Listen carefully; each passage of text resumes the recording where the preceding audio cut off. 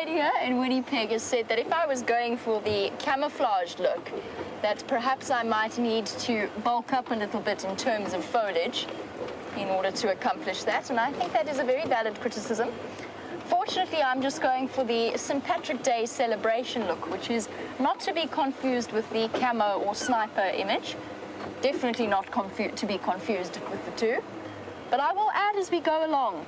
How about we do that? We'll add to our Irish Day, St. Patrick's Day decorations as we go. St. Patrick, of course, famed for chasing all of the snakes out of Ireland, which perhaps we shouldn't be encouraging. I don't think he actually physically chased any snakes away. Sorry, Franklin. Hello, ladies. How's your day been since we left you? Apart from bopping your head on the weeping wattle. Hello, girl. You're looking very relaxed and comfortable. Pretty much as they were this morning, for most of the morning. That being said, towards the end of our sunset drive, or sunrise drive, they were exceptionally restless, and I described them almost as a coiled spring. And that's because they are as hungry as they are. They clearly haven't eaten, I would guess, in about 4 or 5 days. Let's go with 4 days. They're really empty stomachs and starting to get to the point where they are very hungry. I haven't seen, while we did that loop, and one of the reasons why I did that loop, apart from the bizarre application of the St. Patrick's Day decorations, was to check and see if there's any animals that they could possibly consider hunting in this area, and I didn't find any. See if we can't get a nicer position though. I just wanted to stop and assess where they all are. There's Amber Eyes, the beloved Amber Eyes. And then there's 2 lying up, and I think, there we go. Just behind, or just in front of the vehicle. There's 2 lines there. No, that was 1 line, sorry, that was 1 line. There's 2 lines there. There's still the 4 of them. And despite the cool and cloudy weather, which is one of the reasons that they're still lying down, is it's actually fairly warm this afternoon. Apparently it's about 29 degrees centigrade, which reaches up, or which equates to 85 degrees in Fahrenheit, which means it's still a bit hot for them to consider heading out and looking for food. I've seen lions hunt in the middle of the day. It does happen. But for the most part, they're going to be waiting until it gets a bit darker. I wonder if they can feel the pressure dropping, as it has been throughout this afternoon and apparently is predicted to continue to do, which might spell for us and for them, and for everything, another rainy spell. And if that does occur, it will be very much in their favor. Dark, rainy, windy nights are perfect hunting nights. I'm just going to do a several point turn here.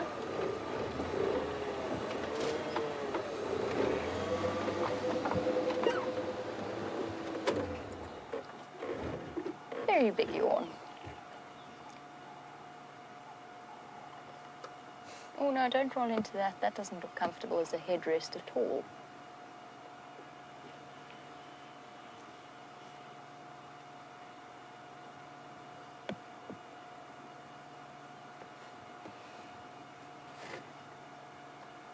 Now, for those of us who are joining us for the first time, this lion pride, we have 4 of them.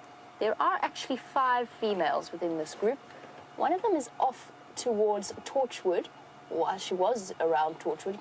Actually, I think they might have moved further south last night towards the southeastern sections, but she is currently mating with one of the Birmingham boys. So that is where the missing lioness is. I'm not sure exactly when they started mating, so it remains to be seen how long she will be absent for. It doesn't look comfortable at all, girl. I know. It's a tough life. Amber Eyes has gathered a considerable amount of ticks around her eyes. That's fairly common within lions. We've seen it before, but they look distinctly uncomfortable. So what I'm looking at is those bulbous swellings around almost like the black eyeliner around her eyes. and the lighter parts as well. And that is from ticks settling around there. It's a difficult part for them to scrape off, and ticks equipped with very powerful mandibles that once they've attached to the host species, they remain attached. And it's quite tricky to get them off, which is why in that hard-to-reach place, she's got so many ticks around her eyes. Here's twitching.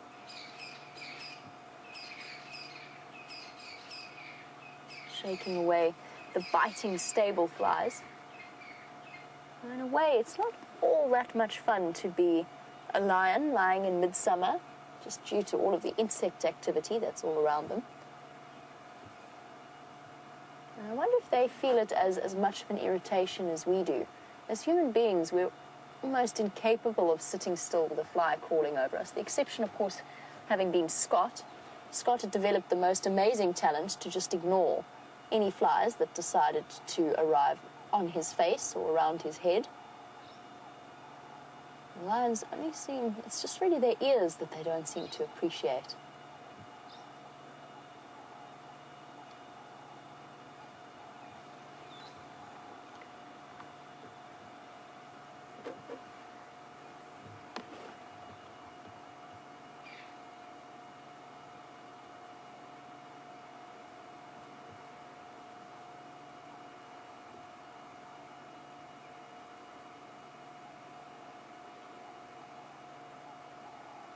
Oh, thank you very much, Simon. Simon, a fellow South African, has given us a name for the mushroom or the fungus that we were looking at earlier.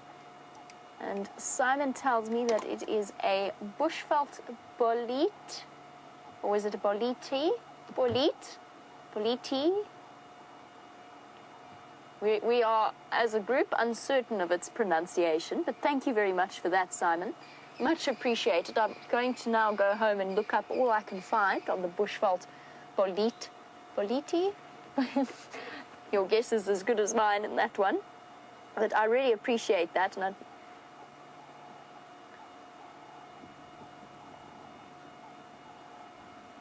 apparently the Afrikaans word, or the Afrikaans name for it, is a bushveld bolete, which is actually much easier than bolete. Yeah, that makes sense. So bolete.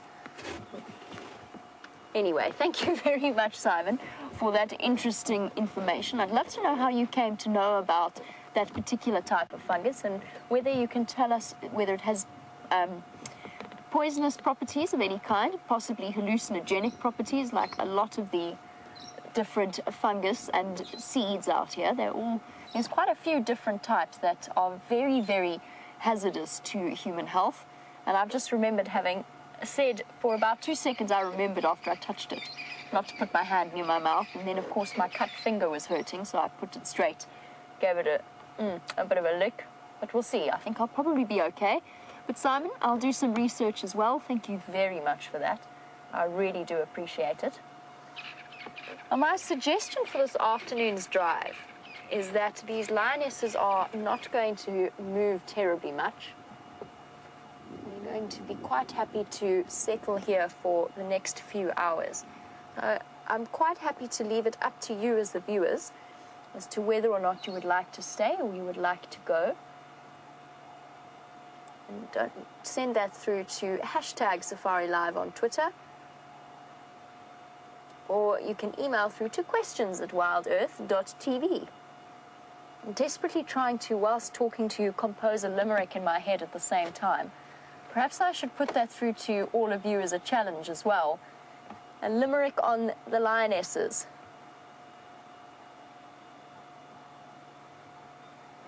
Lani has already come up with a limerick. Across the bush, Jamie is lurching.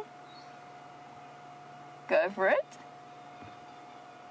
For lions, she's actively searching. But as yet, we've no cats.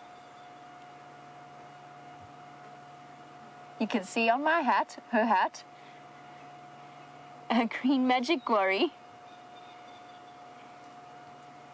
Sorry, what was the last line, Jerry? This is an interesting technique we've got going on here.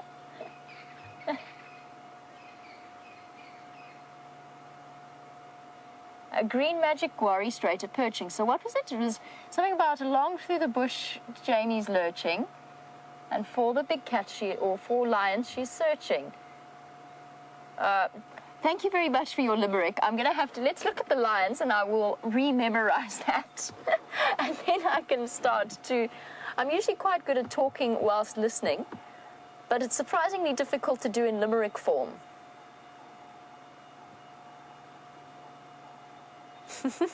But perhaps I should challenge you to compose as many limericks as possible.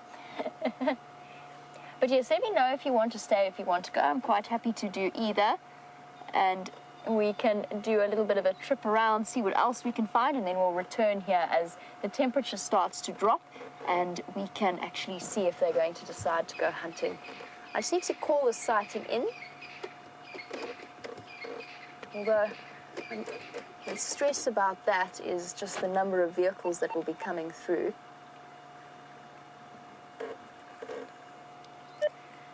Afternoon stations, I've relocated for Mafazi and Gala in the block between Quarantine and Zoe's and Finn's. There's a silver clusterleaf branch on that 2-track that runs along the western edge of Quarantine. You should be able to follow the tracks from there. And animals are static.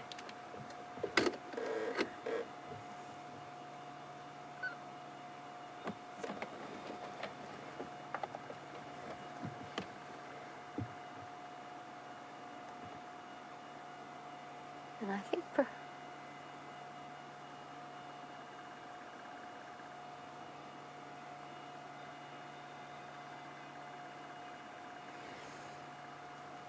now, I've mentioned that I don't think any of these lionesses within the Nkuhumas Pride are pregnant, or at least not to the point that we can actually see them. However, we have got an update that's come through from Angie. Angie, thank you very much. She has said that she has heard from James Tyrrell on Londolozi that the Salala Pride that we have seen once or twice have a new set of cubs. That is wonderful news, Angie, especially considering that the Salalas have played their own or felt their own impact. You have a good nose rub. Their own impact in terms of the presence of the Birmingham boys and the effect that that had on this area. The Birmingham boys, of course, pushed the Matimba males, who were originally the males in control of this area, down to the south. And then that in turn pushed them into Londolozi. And in essence, they did the same, they caused the same chaos that the Birmingham boys had caused in this area for the Salalas. So Angie, thank you so much for that update. I really appreciate hearing the different news of our lions around this area. The Styx females also exceptionally pregnant. The one to me looked like she was going to have those cubs very, very soon. Oh, big yawn. So 2 yawning lioness, sometimes you can read in their body language when they start to yawn regularly, and if they start to lick their paws, that it might be time to get up. But I think that this lioness is just finding a comfy spot. And there we go. Lanny, now I can do your limerick full justice. Across the bush Jamie is lurching. For lions, she's actively searching. Though as yet we've no cat, you can see on her hat a magic green magic quarry spring spurching. Oh my goodness. This is going to be an interesting afternoon if I continue to lack the ability to speak. I've challenged you to write limericks about the animals we see. I'm now starting to vaguely regret that choice.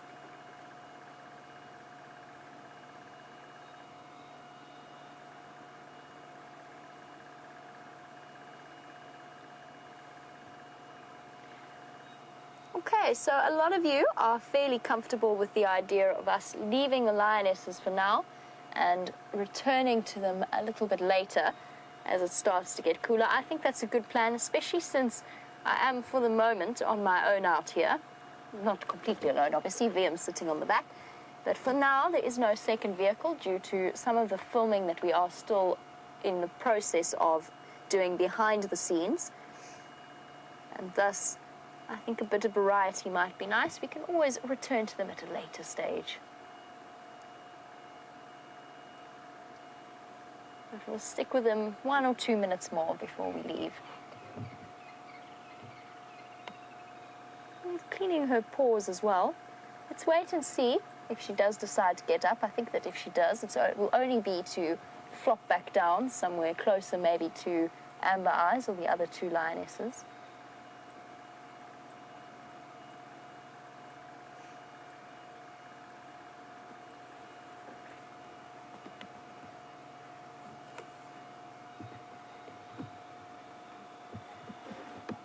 And Charlie Jean was wondering whether or not we could go and possibly check on the hyenas and see if they're out and about, and then return to the lions. I think that's a very nice idea. I think a nice slow meander in that direction would be ideal, especially since I've already done a loop of this area and I know that there's not much in the way of general game here at the moment. That doesn't mean that they're not going to wander in. Interestingly enough, the entire quarantine clearing, all you can smell is elephant in must. And it's that same bull that Brent had this morning. He decided to wander up onto quarantine. And he really is distinctly pungent, in full must at the moment. Heightened testosterone levels causing a very musky, strong scent. I don't really know how else to describe it. You would smell it and instantly know that it was hormonally based, is all I can say, even if it was your first time smelling it. And we'll go and see if we'll try and avoid him, I think, since he's been behaving a little bit cheekily at the moment.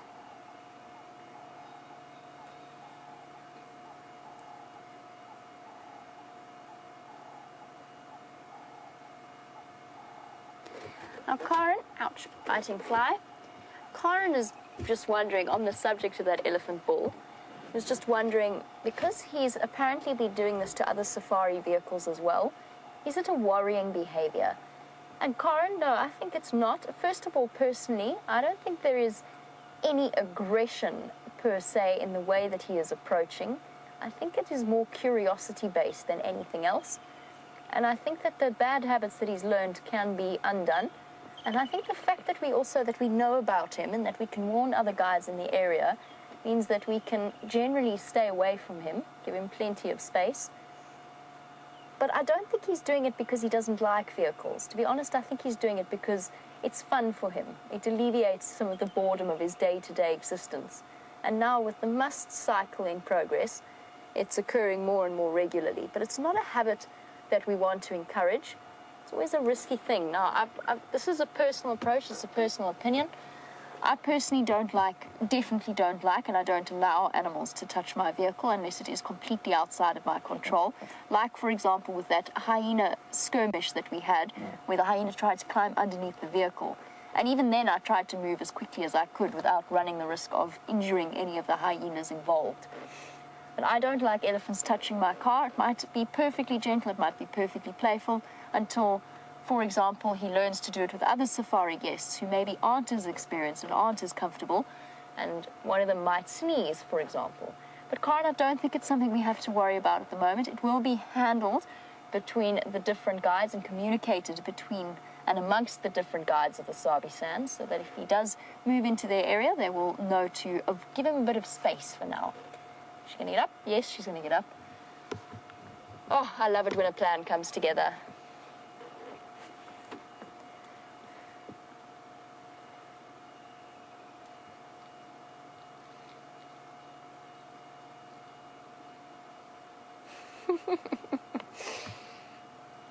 Sorry, I'm having a chuckle at the limericks that are coming through. I will,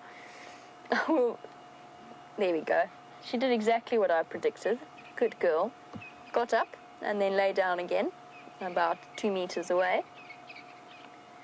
And speaking of these lions, and on the theme of St. Patrick's Day, Safari Dean, there once were some lions from Djuma who were hungry for some timon or pumba. They sniffed in the air, I smelled buffalo derriere, now laying around full with no care. I hope that Safari Dean your limerick proves to be true for these particular lionesses. They could definitely use a good meal.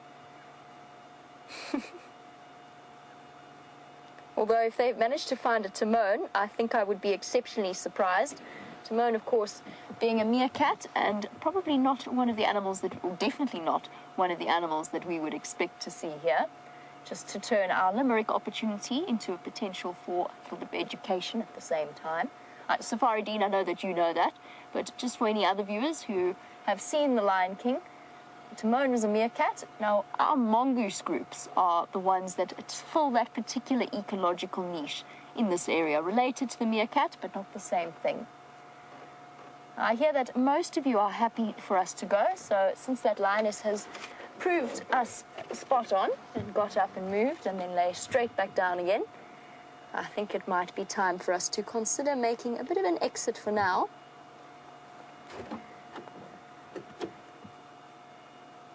I wish there was more of a bruise on my knee. I could show you just how deeply injured I am.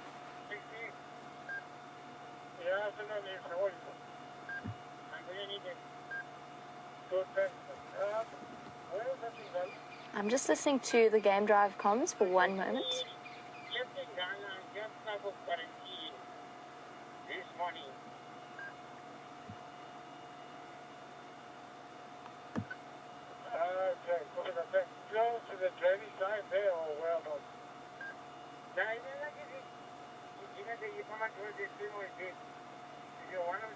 Okay, there's a conversation. They're just chatting a bit about finding those lines. I don't think they heard my comms earlier. Okay, thanks. Then the one that you guys talking about them at the east, where they are? And the one I was talking about now is on the Tijo. Okay, thanks. Look how she's found a rest for her foot up against the tree.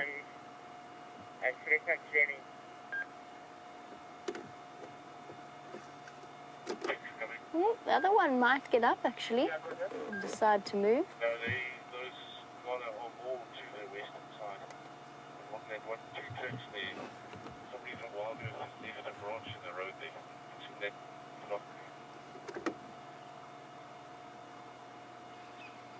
Okay, copy that. Thanks, Jess. I'll go and try to check that side then.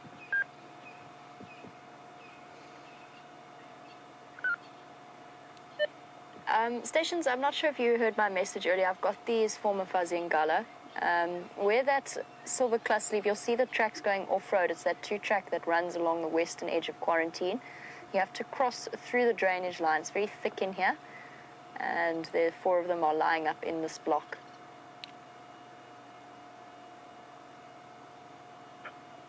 Okay, copy that. Thanks. I will contact that. I didn't drop the message. All right, I'll contact that now. Thanks. But I come from the southern side of the drainage line. I think your best approach across the drainage line is to follow where our off-road tracks have gone through. I'm not sure about your long mover, though. Okay, copy that. Thanks. Coming from quarantine side. That's affirmative. The tracks go off, or our tracks go off into the block just before that junction with the two-track that runs and meets up with Zoe's. Okay, copy that. Thanks. I'm on Reprentice Road. I'll go next to quarantine. Thanks. Copy that, no problem. I'll stay with them for now until you get here. Okay, copy that. All right, so that's decided for now, just to help the guys out in terms of finding these lionesses. Oh, big yawn. You can see how you could judge an age of a lioness by her teeth. Steph, go ahead. Just the yellowing and the breakages. Affirm, Steph, I'm just wondering about other vehicles in the sighting and the seaplines. I was wondering if maybe you could give some advice on directing them in. I don't want to do any damage to it. Copy that. All right. Mobile stations approaching that Ngala lock off of quarantine. There's until they get moving, it's not a sensitive area, but approaching and driving around that particular sighting could do some damage. Just be careful of how you drive in and out of that sighting. Here we go. Just getting Steph's advice on directing the other vehicles in here, and also having him just listening in on the communications also helps tremendously, particularly when you're trying to guide and present at the same time. Makes things fractionally, or takes the pressure off a little bit.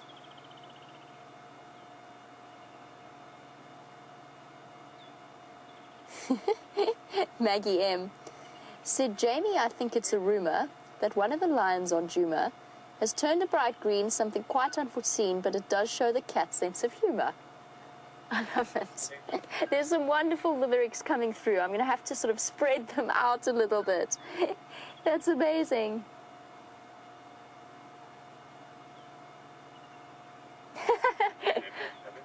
One last one from Andreen for now, although I'm going to keep... Now, I'm cheating fractionally.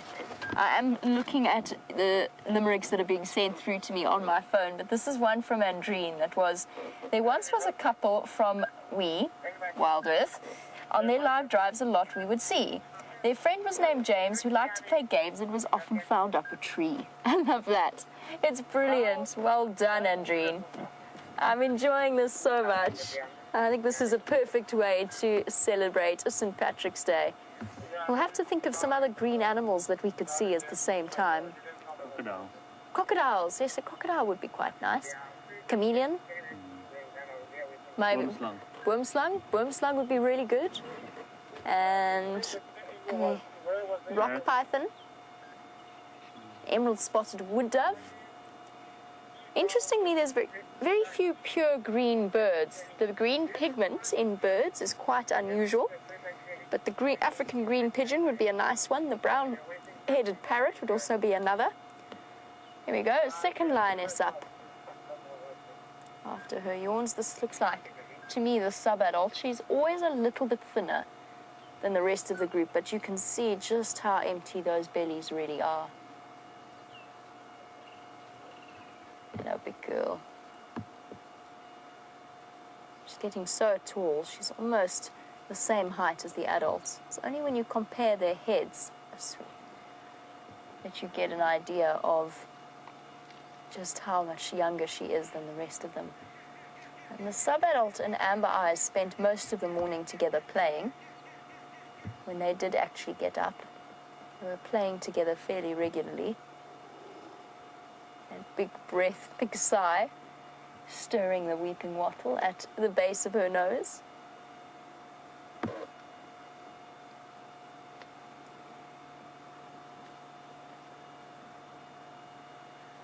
I have mentioned that they are looking particularly peckish, but James, who is a new viewer joining us for the first time, was just a little bit concerned and says, is it not dangerous for us to be viewing hungry lions from an open vehicle? And James, not at all. Now, lions are very much instinctive creatures, and their instinct tells us, first of all, that people on foot during the day, and I'm talking about on foot now, are not prey, they are predators, they are apex predators. That is the way in which humans and lions have evolved together over the thousands of years.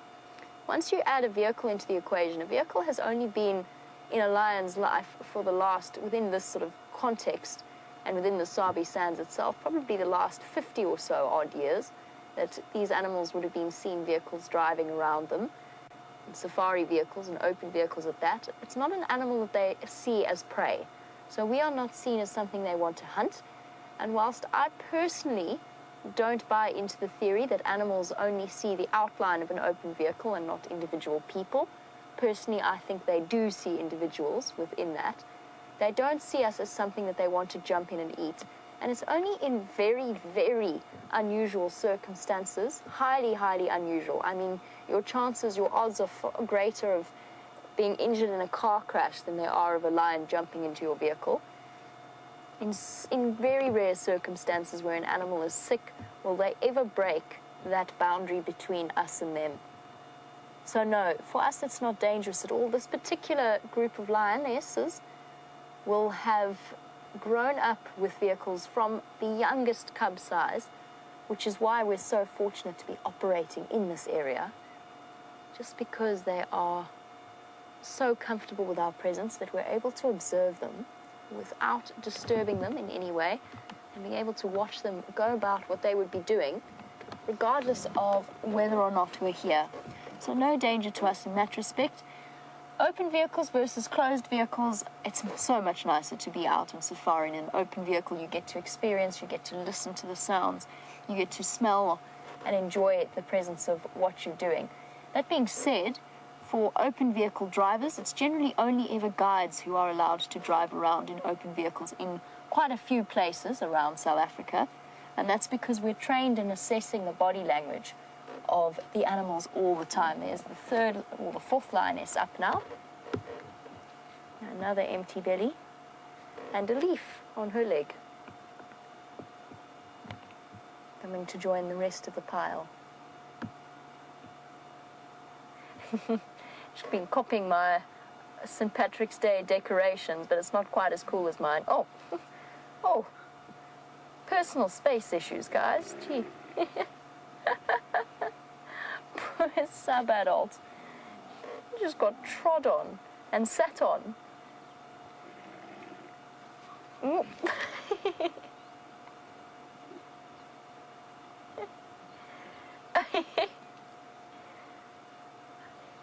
Amber Eyes not really wanting... Amber Eyes is actually the lioness at the back. I thought this was Amber Eyes, but it's not. But how was that cuddle session? That was incredible. Hey, little sub-adult, are you up to no good? Did you get sat on and so you decided to go and sit on another lioness? Now, these shows of affection are so, so important between members of a pride. First of all, it transmits each other's scent onto the other lion or member of the pride. But most importantly, it constantly reinforces the bonds between them that are so crucial to their everyday survival. Here you go. I'll get those ticks away from your ears for you. Look at her nibbling with her incisors. Now that is the trust relationship.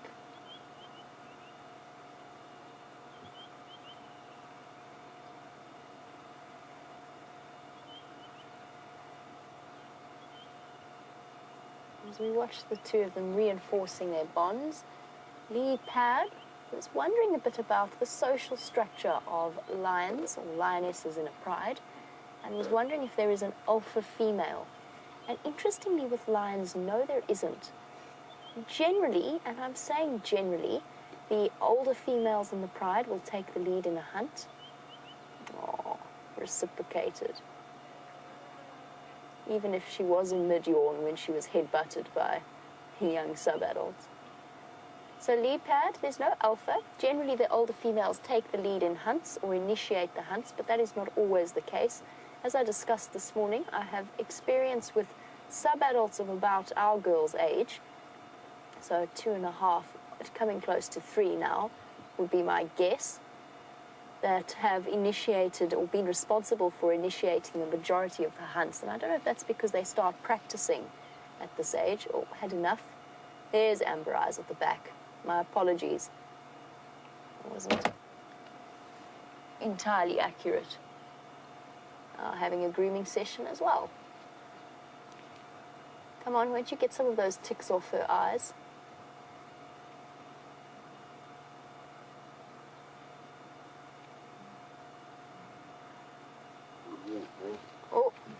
Oh, sub-adult trying to get in on the action and basically just ruined it. Shoved her way in to a little bit of growling. So the blood that you're seeing, or you may have noticed on the different lionesses, are from the ministrations of this sub-adult. And it's because she's popping the ticks that are on the backs of or around the fur of the lioness, and those ticks are engorged with blood, and thus that's what causes the spatters of blood along their necks. Are these lionesses going to go mobile?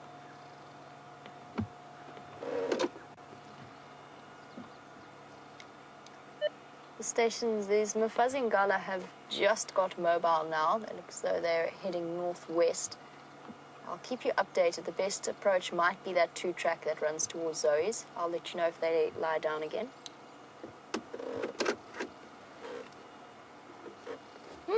Sooner than expected, but then they are hungry. Thank goodness we didn't leave. That is a definite relief. Although she's got an injury there. That doesn't look terribly. Or was that a leaf? No, that's a leaf. Never mind. Just more copying of our St. Patrick's Day decorations. Let's try and stay with the moving lionesses, although there is still a fourth there. I think she will come and join it as we continue.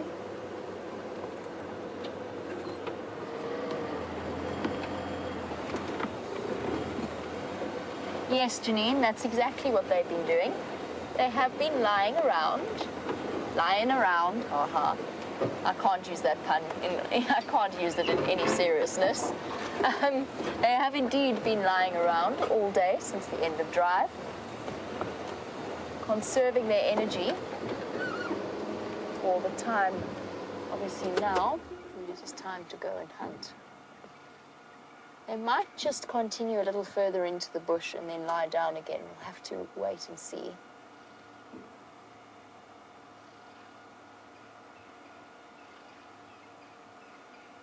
Luckily the road is fairly close to us. We should be able to get out there soon.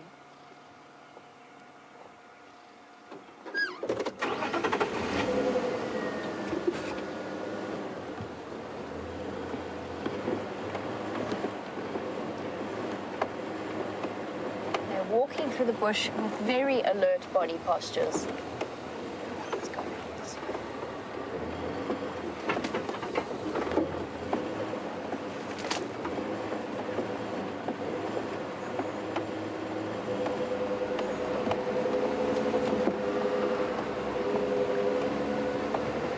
Oh. Everybody's taking a toilet break at the moment. Ooh. Or at least 2 of the lionesses have stopped to relieve themselves for the moment. And Michelle is wondering, why is it, if the Birmingham boys have taken over and become the dominant male for both the Nkuhumas and the Styx females, why is it that the Styx are pregnant and the Nkuhumas are not? Or not as pregnant, we could maybe say, because we can't confirm yet if the Nkuhumas are pregnant or if they're not. And it's just a matter of the natural biology of the different cats. So generally, lionesses of the same pride will try to, not completely, but to a certain extent. Jamie, come. Sorry, guys. Give me 1 second, and then I can answer that question properly. Standing by. Sorry, but now you're close to this small open area here. That's affirmative, I think so.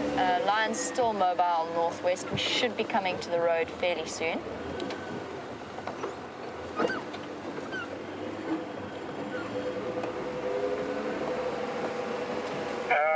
Okay, I'm right in this small open area here. Maybe I'll just switch off and see if I can get your audio. Copy that. You should hear my audio from... I did have your audio just now. Yeah. Okay, all right, thanks very much.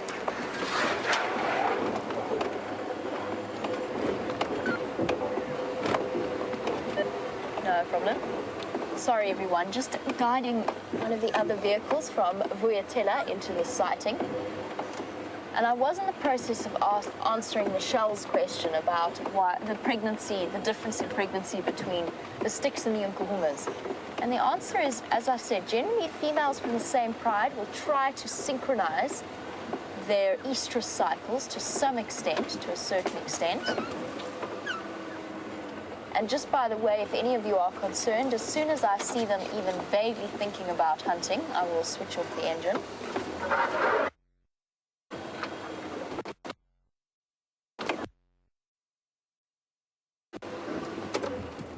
Duck my head down.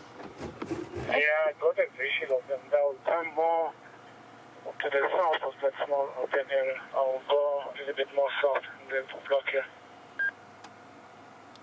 Copy that. Thanks very much. Thanks, Jim.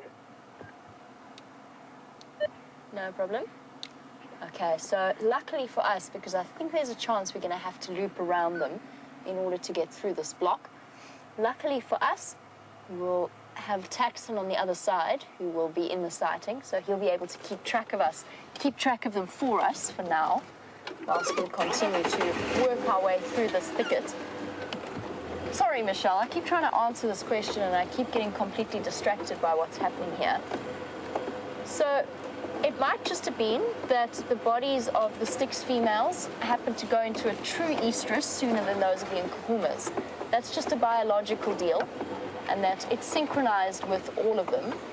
And the reason I say that is because, or the reason I say a true estrus, is because as we know with lioness behavior, when a takeover occurs, the females go into a false estrus initially. And that's because they want to make sure that the males that have just come in to take over the pride are actually going to be successful before they bother having offspring that they don't know will be safe.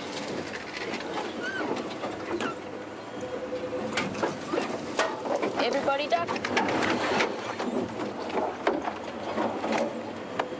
And it might just have been the natural biology of the Styx females.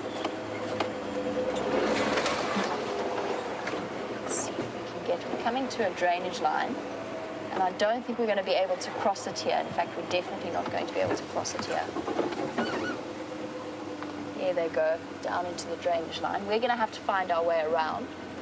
Luckily for us, there's another vehicle in the sighting, so he'll be able to keep track of them for us as we go around.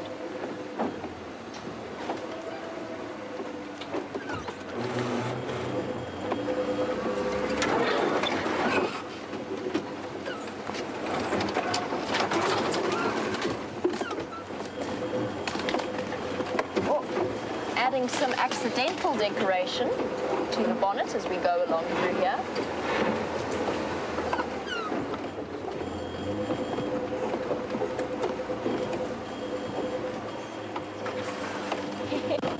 Safari Dean, I really hope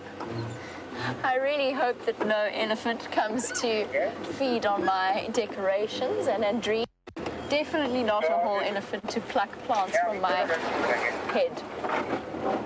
Okay, copy that. Thanks very much. I'll come straight there.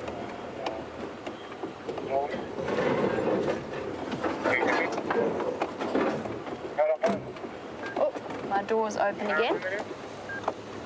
They've settled for the moment in this drainage line.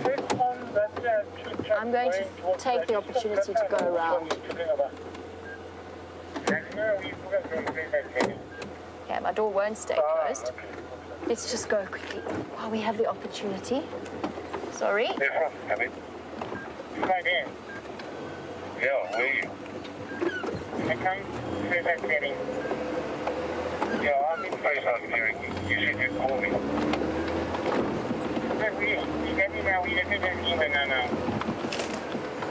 Okay, so, okay. Where are you? Yeah, come to that clearing of open. Here we go. Here's a point. I think we should be able to cross that. And somewhere that obviously somebody has used before. Door, I wish you would stay shut. Okay, I'm going to come ahead. Maybe you're further down. Let me turn my radio down.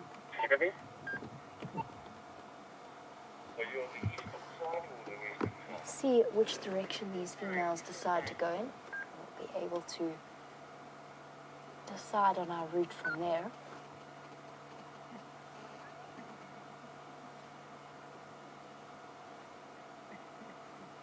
So hungry enough that they are willing to brave the afternoon heat in order to go on a search for food.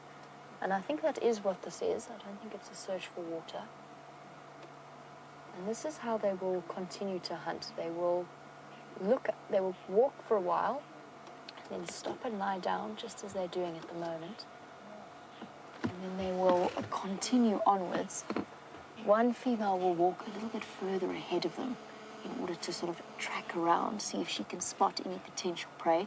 And that's exactly what we saw yesterday when we saw the Nkuhumas lionesses hunting those wildebeest and zebra. There was one female that initiated that entire approach. The other three stayed lying down right at the back. And she somehow got them to loop around and come back in this direction. And since they are lying down, we can go inch a little bit closer.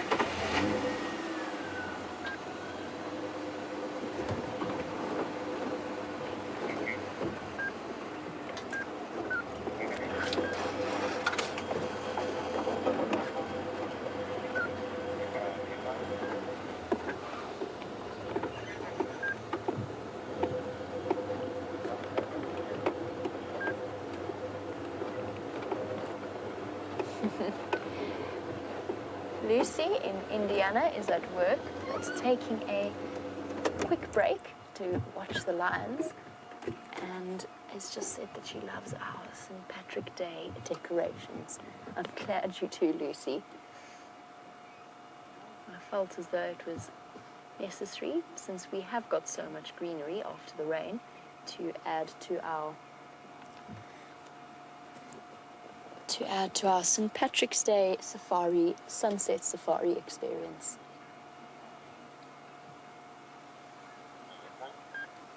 Here we go, we get the head rub greeting. Because nothing says I love you like a headbutt between lionesses.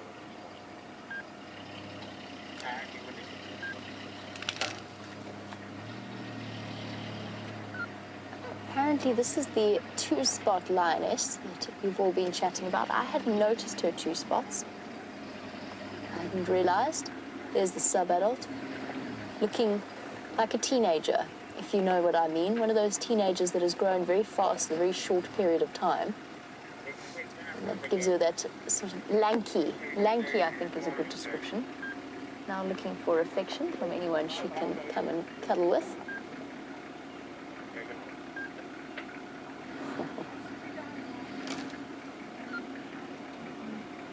Lioness personal space is not a huge issue. It is a way of life, just like with wild, in fact, not quite as bad as wild dog packs, but very similar to them. Lying close together affirms the bonds and also makes sure that they're all grouped together in case something does come wandering into their midst, whether it be a hyena or whether it is another lion, or even potential prey. Oh dear.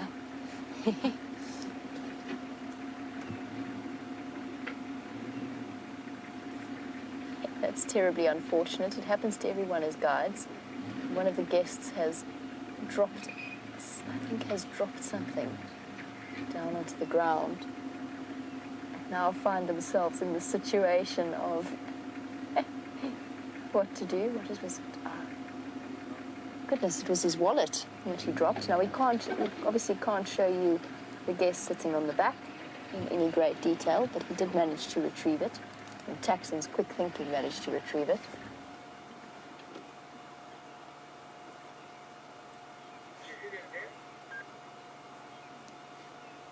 And I think this is how they're going to continue to advance for the rest of the afternoon.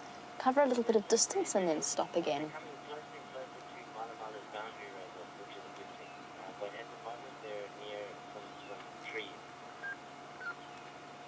And Zira, you were wondering where the male lions were, and that if I could give you that update. And Zira, I know that there was one Birmingham boy with an Nkuhumas earlier today, but I'm not 100% certain where the other four are. So the male lion was, I think, around the northwest, or the southeastern side, beyond our traverse area, with one of the Nkuhumas ladies. The rest of them remains to be seen, and I'll keep listening to the Game Drive channel and I'll give you updates as soon as I know.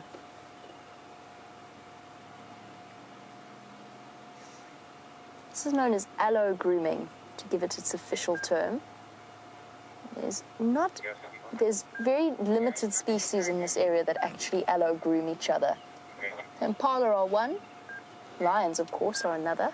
Oh, using one of the pride mates as leverage to roll herself over. That is the epitome of laziness. But at least providing a convenient headrest. That's a really nice contrast there. Have a look at the contrast between the lighter underbellies and the darker top coat.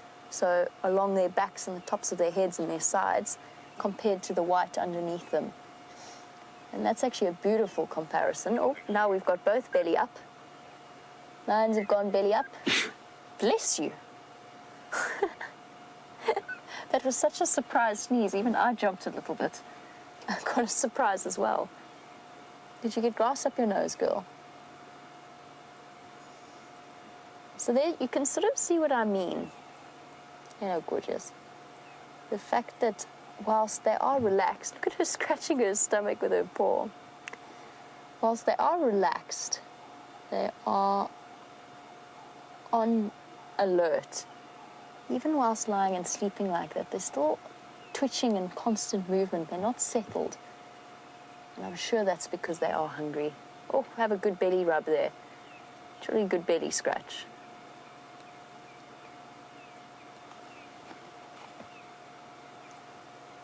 I was talking about the contrast in the color, and actually you can see on this lioness's head compared with her belly. And there you go, you can really see the difference in color. And the tawny color, essential for camouflage. And very often you'll see lionesses lying on their, or lions in general, lying on their backs and exposing the white bellies to the sun, or allowing those parts to be exposed to the sun. And that's because white as a color, they reflect the light and therefore reflect heat and cool. It acts almost as a way of cooling them down ever so slightly.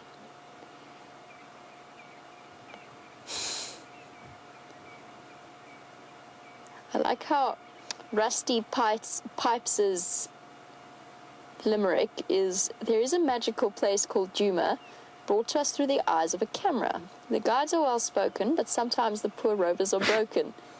End of limerick. Missing a line. I really like that. It does occasionally happen to us in mid-sentence. Hello, big girl. Coming right up next to the vehicle.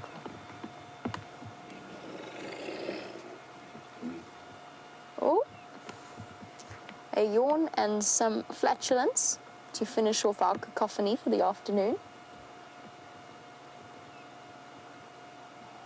Which way is the wind blowing?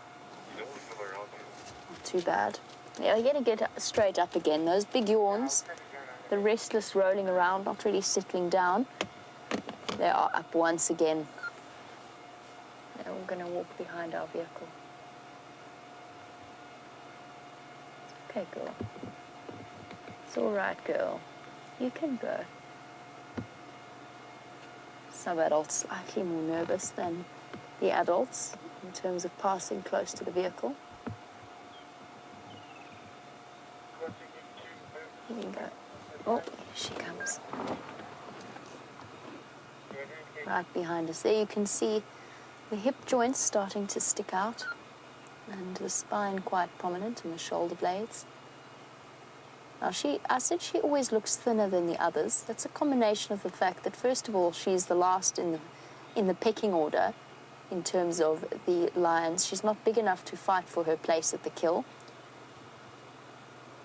There's also the amount of growing that she's doing in a very short time. And I actually never finished answering the question about lion hierarchy. When it comes to a kill, with wild dogs, for example, the pups are the highest in the hierarchy, and they will be the ones who have the first opportunity to feed.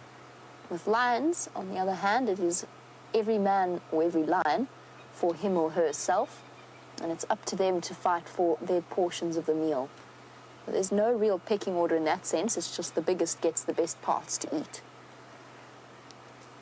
Settle down. The other lioness that got up has actually laid down again, which is great news, because finding our way through this is going to be an interesting experience. It's going to be fairly tricky.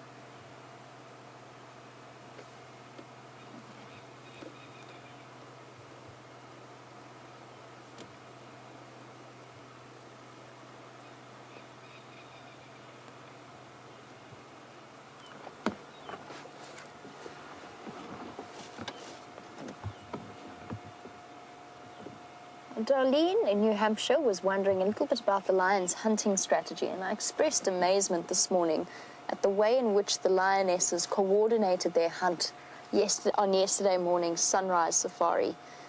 And Darlene was wondering, if a lioness has her sights on another buffalo, would the other lionesses try to chase her off it in order to get her to focus on a different buffalo, I presume?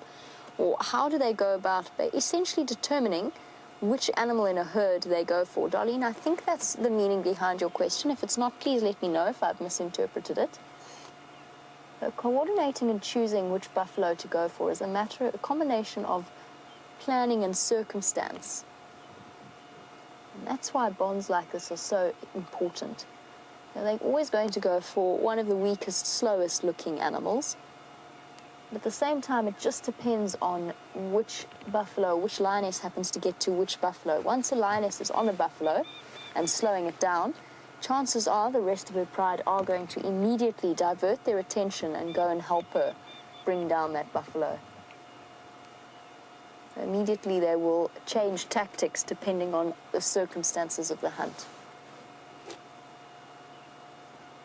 Another good clean. Craning her chin forward to lick her chest. Where's that lioness gone? I'm just trying to keep an eye on all four of them so that we don't miss anything.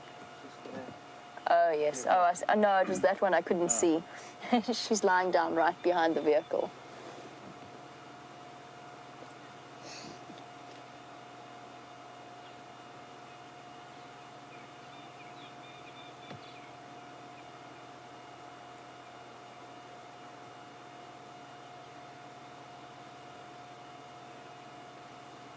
I've spoken about the speed at which our little sub-adult lady is growing. And Monique in London would like to know, when does a sub-adult become an adult? Is it when she has her first set of, or mates for the first time and has her first set of cubs? Monique, it's always a bit of a contested point. And yes, that's generally the accepted borderline between a sub-adult and an adult. I would almost start qualifying her as an adult. In terms of size, she is roughly the same height as the females.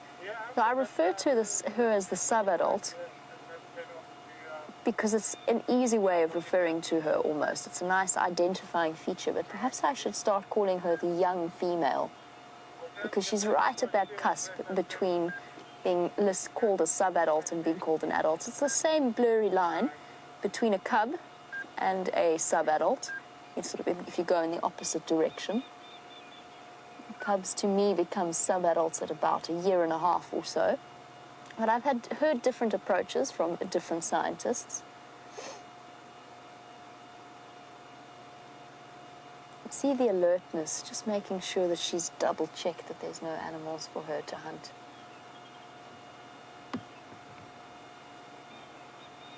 There she comes, slinking past us.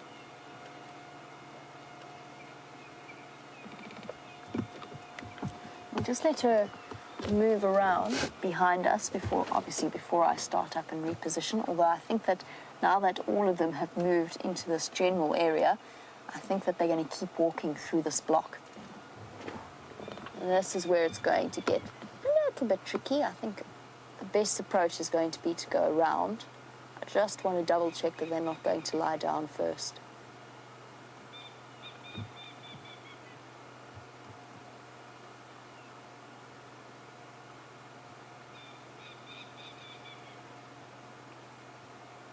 Oh, sorry, Darlene. Sorry, I got completely the wrong end of the stick of your question. And Darlene had asked a completely different question to the one that I answered. Sorry, Darlene. It's sort of error in translation from New Hampshire to here.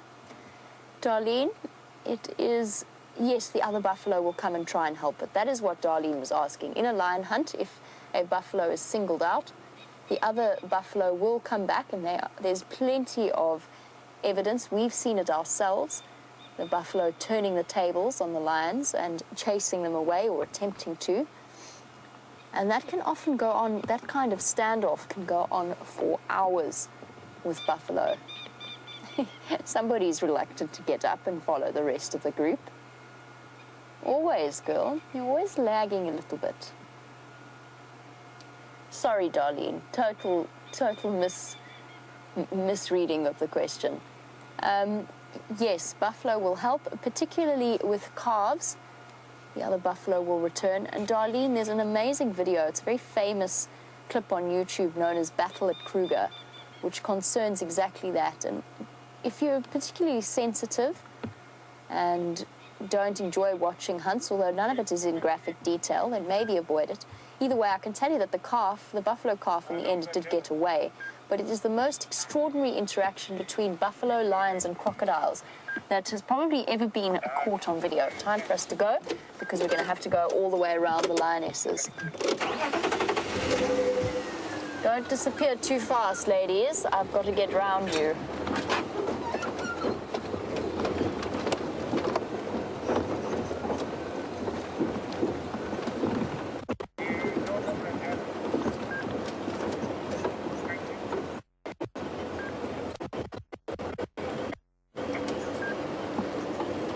So generally, buffalo are actually fairly courageous, and it's not just a case of defending themselves from lions once the attack and the hunt starts. It can actually even be in situations where the buffalo have just happened to have encountered the lions. So, for example, that sighting that Scott had not too long ago, where he was with the Nkuhumas trying to get a drink at the Juma Pan, and the buffalo kept chasing them away.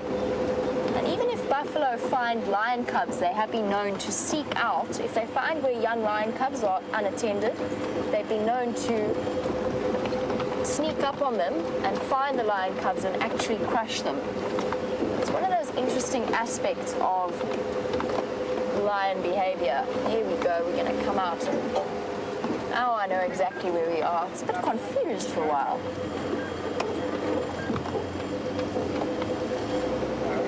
It's amazingly disorienting when you're driving through a block in the dark on a cloudy day, because you don't have the sun necessarily to keep track of where you are. Everybody just keep eyes peeled. I saw one of them as I was talking coming through here. Should be popping out. Round about here. No, there they are. Got you. Got you, ladies. I see you. Tawny flashes through the green leaves.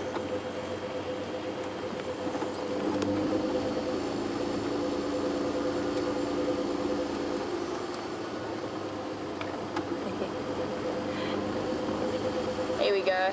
Caught up with him.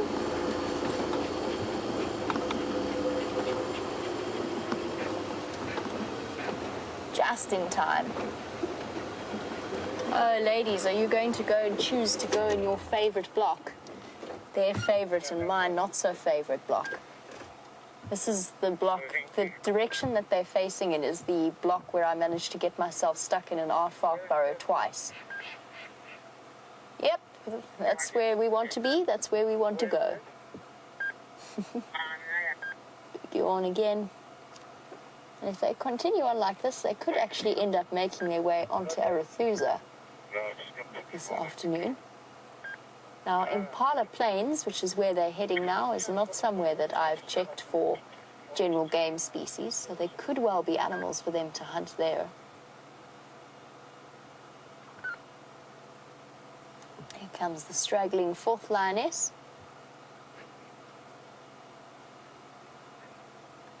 And this is the way that they work, walking in single file.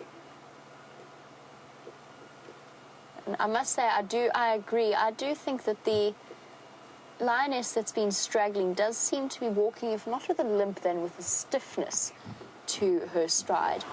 But this is the way that they're going to operate. So one lioness is already far ahead of the group. The other three are moving behind her in single file. And they will keep doing that until they get to a point where they will lie down and wait for her to, if she gives any indication that she's going to start stalking, they will lie down and wait for, and I don't know exactly how it works. None of us know exactly how it works. There's a lot of research going into the way in which the lionesses coordinate their hunts, particularly with reference to the blacks at the back of the ears and the way that they flick them.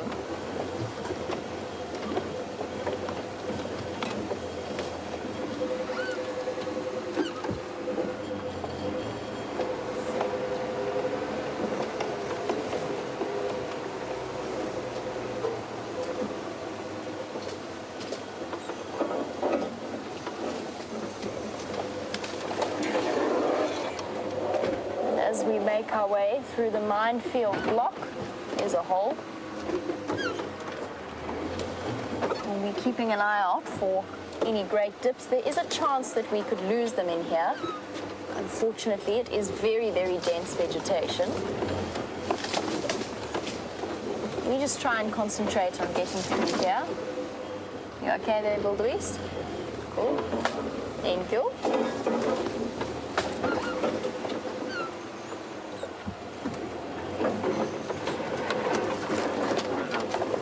Pardon? Split up. I see they've split up. I just want to stop here. They're not stalking yet, as far as I can see. I'm going up onto the termite mound there.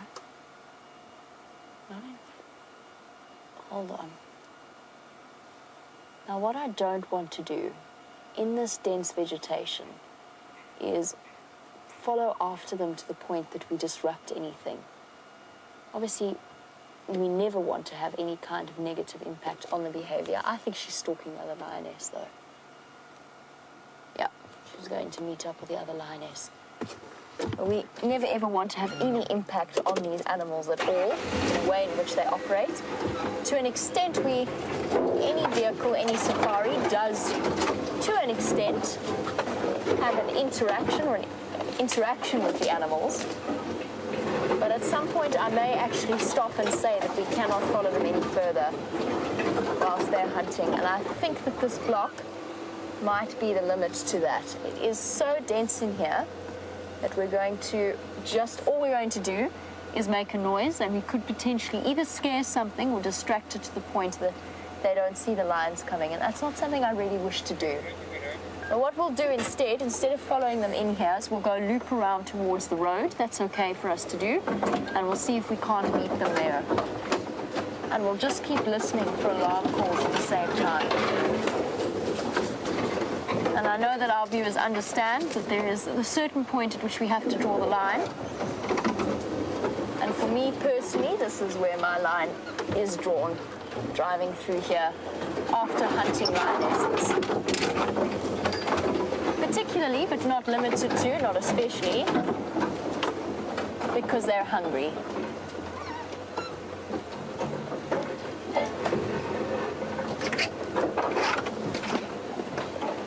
We just cleared that stump. I was sort of, whoopsie. I sort of forgot that you have to accelerate sometimes when driving. Everybody duck.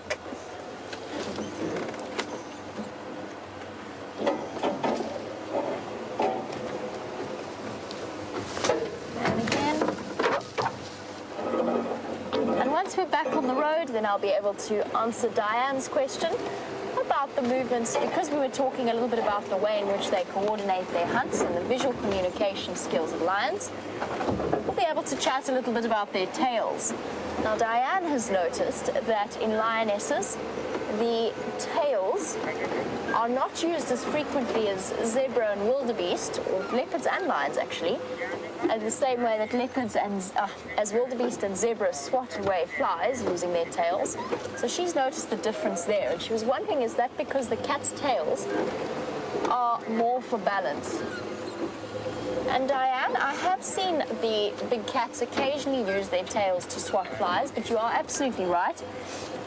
The tails in a big cat are for balance first and foremost, but also for visual communication with each other and with other members of the species.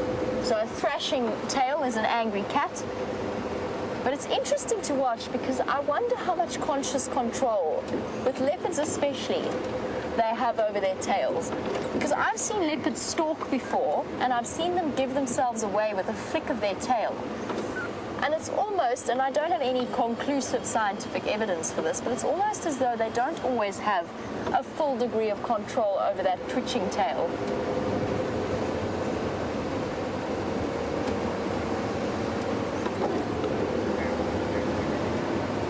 And I have a plan for what we'll do. We'll go and sit in the clearing, and we will wait where they are likely to come out. We'll listen for alarm calls, and we'll play it from there. And if we lose them, well, we have spent plenty of time with them. It'll be nice to move on to other things. The good news is we have lots and lots of limericks. Apparently you are all rising in a sterling way to the occasion and to the challenge that I laid down. I feel as though I need to come up with one for myself, but there's no way I'm going to be able to present and create a limerick in my head. I'm sure that James could do it. There is no way that I can. Definitely not. I wonder if they're not thinking about going to one of the water pans to go and have a drink. That's also a possibility. There's a couple of pans still with water around this road. That might also be spurring their direction. As we know, we've been watching the way that they move. So they will probably move into that block and go and lie down for 5 or so minutes, and then move a bit further and lie down for a couple of minutes at a time.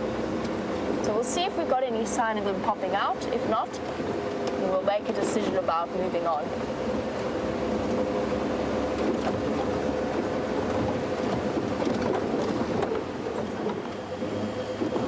Oh, there's so much green around us.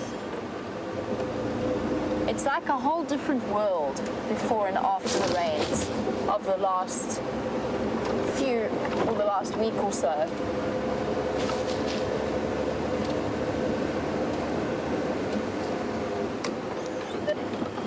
Brent. What's your position? Ballanite is about to approach the open area on Impala Road. Where would you like? Yeah, to meet you in Bill. You'll stay. Viam would like to stay. I'm happy to meet you around Impala Plains. Copy. Did you manage to find those in Ghana? That's affirmative. They're mobile through the block west from Zoe's Road towards Impala Plains. I think a bit further up, just where that 2-track joins Zoe's, they went west from there, and I wasn't able to follow them through the block. Oh, yeah, copy. I've only just left them right now. Right, so we have an interesting surprise planned. Due to the fact that we aren't able to put 2 vehicles out, and to keep things exciting and interesting, what we're going to do is we're actually going to meet up with Brent and we're going to do a presenter swap so that he does the next half of the sunset safari. That gives us a nice reason to sit and wait. We'll do a couple more limericks since you all have done such a fantastic job. And we're just testing to see if that's a nice way for us to handle the 3-hour shows where there's only one presenter out, or if it's an idea that doesn't really work. But basically we're experimenting with all kinds of different things that we can do. We're going to meet Brent somewhere along this road. He'll come and join us whilst we wait for the lions to hopefully decide to pop out right next to where we want them to. Now, here is where some important navigational skills and a bit of directional sensibility comes in handy. As you know, we've just done an enormous loop. So the lions cut, if you sort of imagine the lions cutting in here, we've had to loop all the way around, and now we have to figure out where along this road we want to stop and wait for them to come to us. And I think quite a lot further in. And this is where walking helps tremendously, because you get to know the different routes that the animals take in an area like this. And I know that there's a path that pops them out just in that clearing a bit further along this road. And that, to me, is where I think they are aiming to be.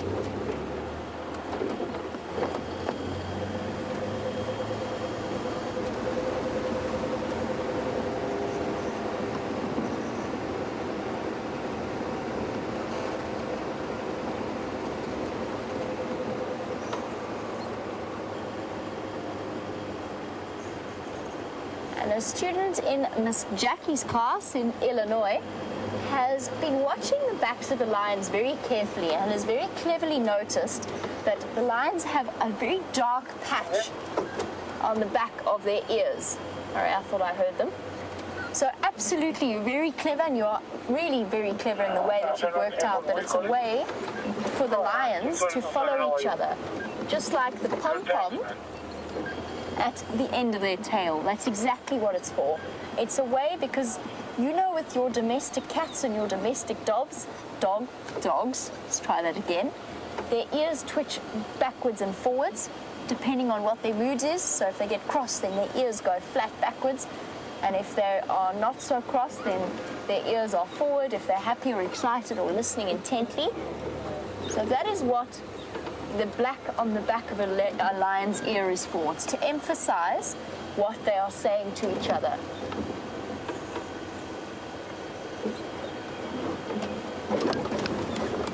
Now, we shall sit, listen for alarm calls and other things. And I'm going to turn the vehicle so that we can go either side of us. It's a very big block, this. They may well... What is running there? Dacre. I think that was got a fright due to us. Now, since we have an opportunity, I wanted to actually show you a picture of something that I saw earlier on this afternoon. Something I have never seen before. I had to ask what it was, and the pictures are not... It is so tiny that the pictures are not entirely clear, but this is one of the most fascinating insects I have ever heard of. You see how it's got these pincers? Now that ring is my ring to scale. So you get an idea of just how magnified and just how tiny this little creature is. It's known as a pseudo-scorpion. So it doesn't have a pincer-like on the end of its tail, but what it does have is venom around its pincers. So it's pedipalps, which is something quite extraordinary I never knew existed up until this point. A pseudo-scorpion, it feeds on little moth larvae, and especially clothed moth larvae, as well as other things such as mites on the backs of insects. And that's actually how I found it, was in the carcass of a little longhorn beetle that had died somehow. And this pseudo-scorpion crawled out of it. It had obviously been parasitizing the different mites sitting on this beetle. Come on, lions. I'll listen carefully for you. Is standing by. What's the position? Brent, I went a bit further north along Impala Road towards that open area to the south of the power lines. This is roughly where I think the Zingala are going to pop out.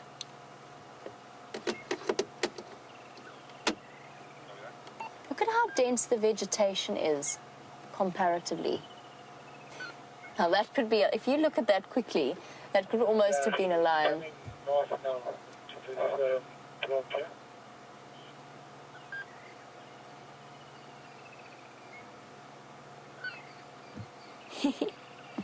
Cat in Tampa, we've got another limerick from you. Jamie's taking us out on a drive. 3 wonderful hours, it's live. Big cats, birds and Ellie, we'll see on our telly. Could we possibly see a beehive? I haven't seen a beehive yet, Cat, but I'll definitely be keeping an eye out for it. We'll have to make sure that Brent continues on with his limerick, or with the continuation of the limerick Irish theme for the afternoon once he takes over. Still listening for these alarm calls. I've got one more I'd like to share with you, and that is about Karula rather than the lions. And that is a leopard called Karula the Queen, stealthy, spotted and lean, stalks through her land, disguising her plan, melting silently into the green. Well, there is a perfect description, if I ever heard one, of the way in which a Karula behaves. And lo and behold, look who is arriving. In order to do a quick swap.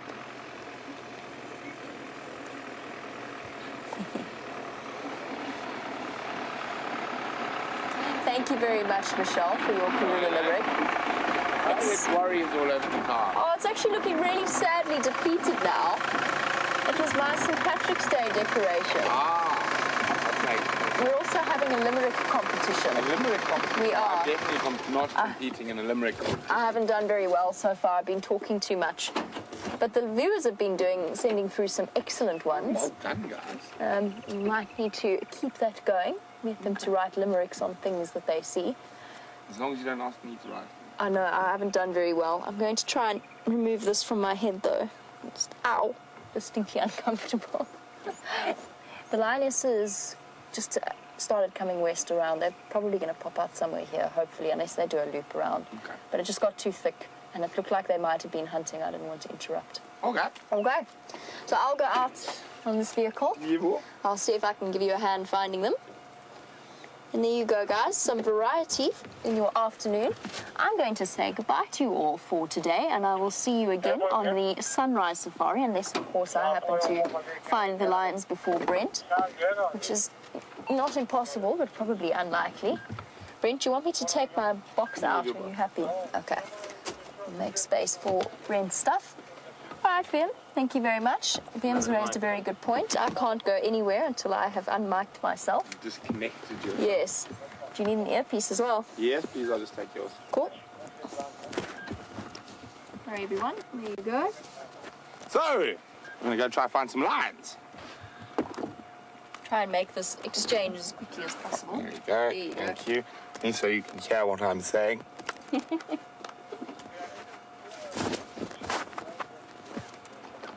Okay. Well, thank you, everybody, for joining us, as always, and your wonderful questions. And thank you especially for your brilliant responses to the Limerick Challenge. I'll catch up with you again on the Sunrise Safari. In the meantime, have a wonderful day. Over to you. Bye. Bye-bye. Bye. Don't forget your pretty face. Yes, don't forget my camera. Yes. I don't like leaving home without the camera. See, now, this is a problem I face whenever I get into the vehicle. After anyone else has been in there, in our whole guiding team, I have to move the chair as far back, whoopsie, as possible. We can't all be 6 foot tall. And sometimes, especially in Jigger, it's a little bit of a challenge. Unfortunately, in the rust bucket, it's not too bad. Oh, there we go. Pop those there. Now I should be able to move it even further once I'm in. So you're going to head towards Impala Plains? I am, yes. Okay. All right, I don't have to... I might do a little Perfect. loopity-loop. Perfect. I'm going to go sit and listen for alarm calls as well. Okay, let's get going. So if there are any new viewers, we are swapping out, and let me just try and figure out what's going on here quickly. There we go. Oh, and the door is open. My name is Brent Smith, and I'm going to be taking you on the second half of the safari. Hopefully we're going to be able to locate those Nkuhumas ladies again. You've got some big shoes to fill. I've got some big shoes to fill, VM says. Well, Jamie's shoes are actually quite little, but the size of the imprint is large. Okay, I can have a look through here now.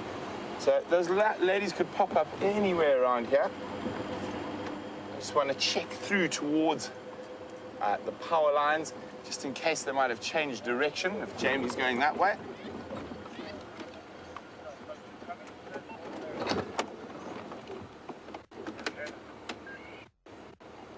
So lovely and green for St. Patrick's Day.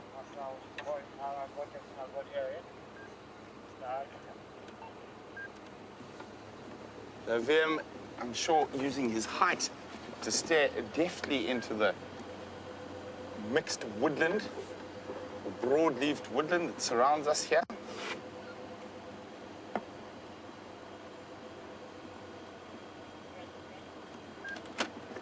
Standing by. Ah, here we go. They went the other way. Jamie's got them. So she's done all the hard work for me. And just swoop in and all the glory. No, not all of it. So a big thanks to Jamie for the first half of the drive. And of course to Vim, who's going to be with us for the rest of the drive. There's nothing much that Vim likes more than following lions or leopards. And he is definitely a big cat man.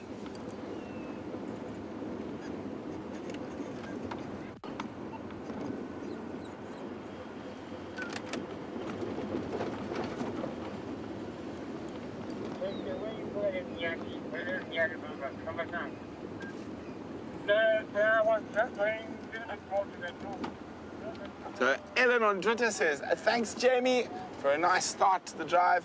Now I better strap myself in for Brent's Ferrari safari.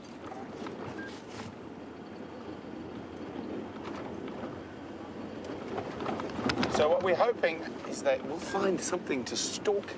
As you can see, there's not much out here. And this is the same area they seemed to loop through last night in a search of potential prey. Obviously, that was quite unsuccessful. I can see Jamie. Now, where did the lions go? Oh, they're lying in the road. How convenient.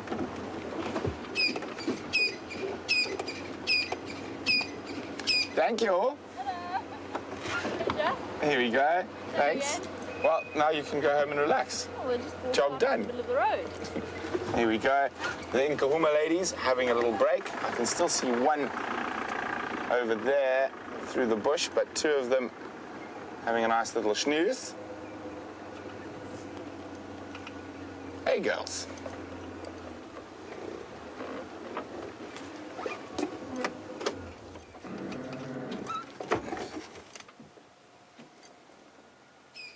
So really great to be seeing quite a lot of this pride again. We did go through quite a long patch where we were sans the Nkuhumas. Now that one I saw seemed to be, yeah, I can just make her out through the bush. She's moving towards Impala Plains. If you come out of it, Vim, and we look right down the road, right at the end of the road, sort of over there, you can see just through the bush that there's some open area there. Oh, there go some white helmet shrikes. And there's often zebra, wildebeest, impala that like to sit on that open area. And that one lady looked like she was heading straight there. The lioness on the right is watching her move through the bush. Very humid and muggy at the moment. There's a strong potential. I think we might get some rain this evening. I've lost sight of the other lion. Oh, there we go. There's one there. Or was there two there, Vim? Two. Yes.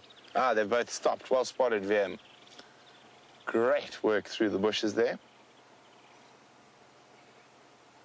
So this is quite common lion behavior. Walk and lie down for a bit, and then walk and lie down for a bit.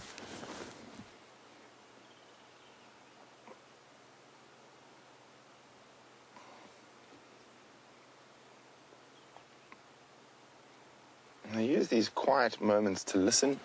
I mean, to hear if there's a possible buffalo herd ahead, or zebra, or even impala. Looks like she might come through to join the others on the road. Now look at that. That is the young, what we were calling the sub-adult. We could almost call her an adult now.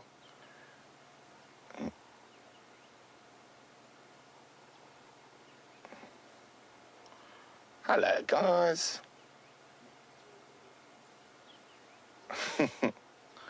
I do love the social aspect to lions.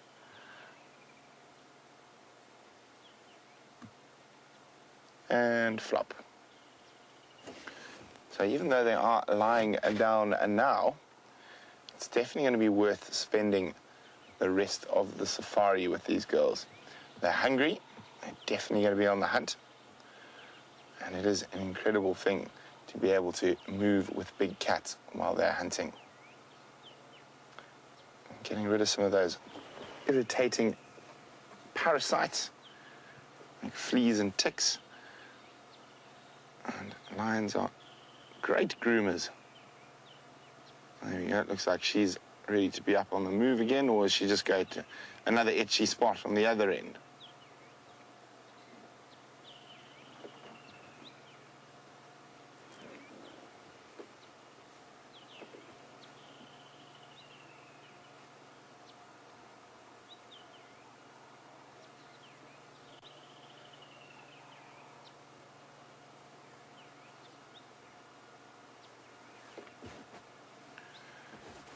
Lee Pad is wondering, are lions as adventurous as leopards in their choice of cuisine? Now, not sure what you mean by that, but they do have a very varied diet. If anything, they're far more adventurous in their choice of cuisine, and they'll eat everything from a tortoise or a little scrub hare through to a rather large elephant or a sub-adult elephant. In certain parts of Africa, they hunt elephant regularly.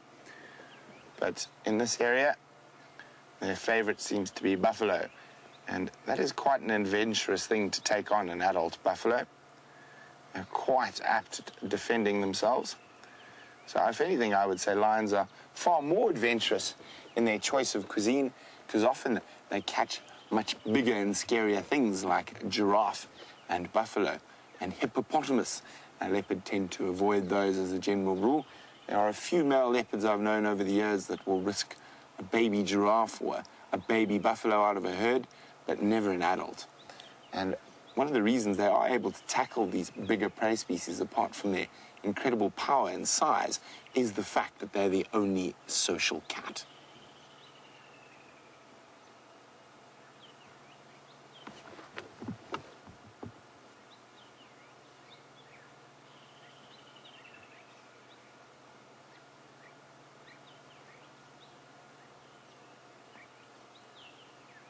Now, on an average, in the cool afternoon like we are now, even though it is quite warm and muggy, lions will generally move for about 20 minutes, rest for about 20 minutes before heading on.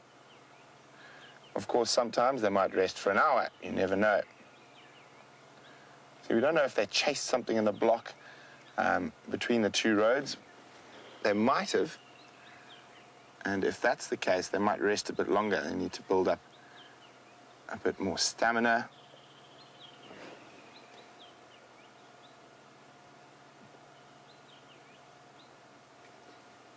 There's the fourth lioness coming out to join.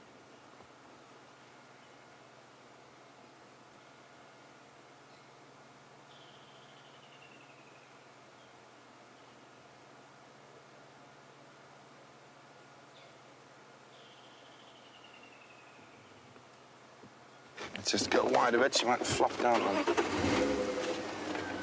the other one that's on the other side.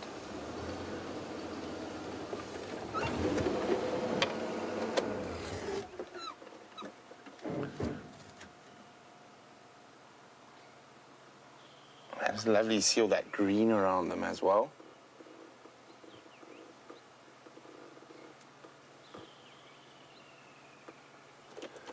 And there's the lazy little sub-adults, or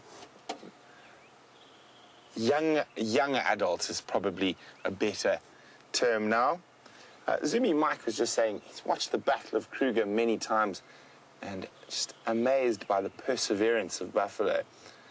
It is incredible, and strangely enough, it really depends on that exact situation. I've seen buffalo give up on their calves very easily as well as fight for their calves.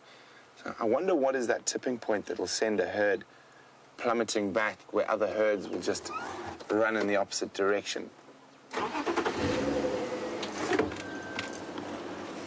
So what I'm going to try to do now is, in preparation for when they get moving a little bit later, I know there's a little sneaky path, game path up to the left here. So I'm going to try. Let's have a look if we can go this way and doesn't look, oh, sorry, madam. Doesn't look like we can go that way, so I'm just going to reverse back down the road a bit.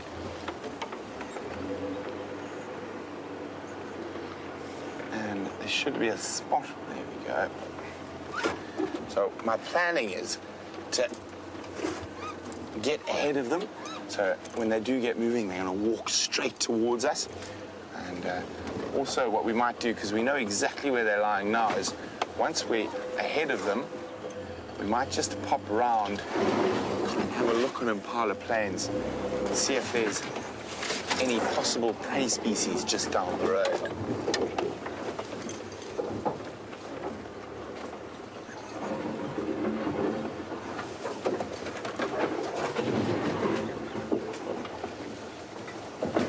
So there's this nice little open area I was chatting about where we can move through without too much trouble to get to the other side of the lions.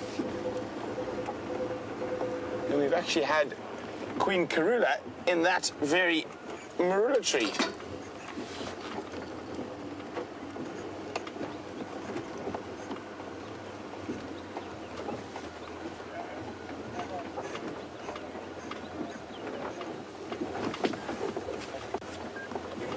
Okay, so there we go.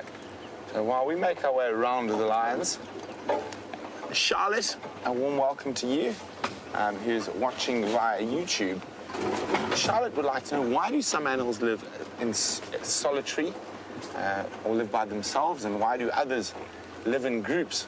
What are the pros and cons of each? So I'm just watching our antenna as we pop past. Now, Charlotte, a lot of these sort of behaviors, being solitary or a social animal, that has been developed via evolution, and both have pros and cons for survival. And of course, they differ. There we go. Oh, perfect timing.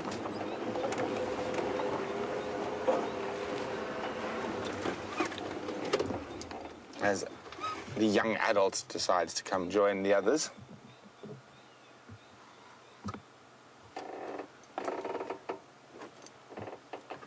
Isn't that a pretty thing? Charlotte, I will get to your question now. Let's just enjoy this little moment. Oof. Grumpy girls, hungry girls.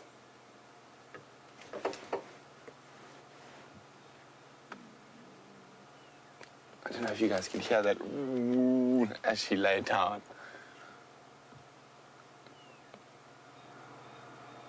So the last time the Nkuhumas got really hungry like this, I stuck to them like glue for about 5 days. And that's how we ended up with that incredible sighting of them taking down a buffalo. But back to Charlotte's question for now. Charlotte was wondering why social predator versus solitary predator. Now, let's just take lions because we're looking at them at the moment, and they're the only truly social cat species in the world. And the main reason for this is they evolved in a predator-rich environment. So when lions evolved into their current form, it was at about the same time human beings evolved into their current form. But apart from us and lions and hyenas, there were giant hyenas, which were about the size of waterbuck. There were giant saber-toothed cats. So it made sense in a very predator-rich environment, being a bit smaller than the others, to band together and make them far more formidable. A single saber-toothed cat would think twice about attacking a group of lions, and a group of lions could possibly defend themselves against a saber-toothed cat. The same goes for human beings. And a leopard now, if we take the other cat species, which is not a social predator, is got a very different strategy. It's quite a bit smaller, so it also doesn't catch as big a game. So it is evolved to live in lower densities and sort of relies a lot more on camouflage than lions do in terms of hiding. And also, one of the other main reasons that they don't need to be social is that they have the ability to store food. Now, being able to carry food up a tree is obviously a huge benefit, because you don't have to scoff it all at once before the other predators can get to it. Sorry guys, it's going to be on the radio.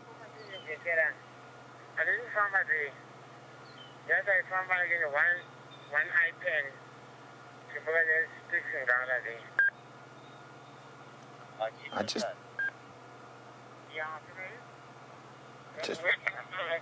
sorry guys. The guy's trying to ask me for an update, but then he doesn't stop talking.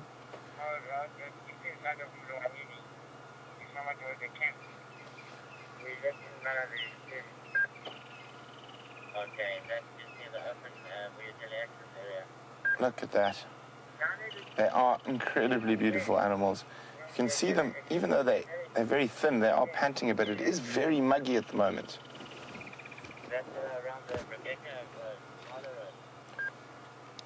Mike, they're on Impala Road.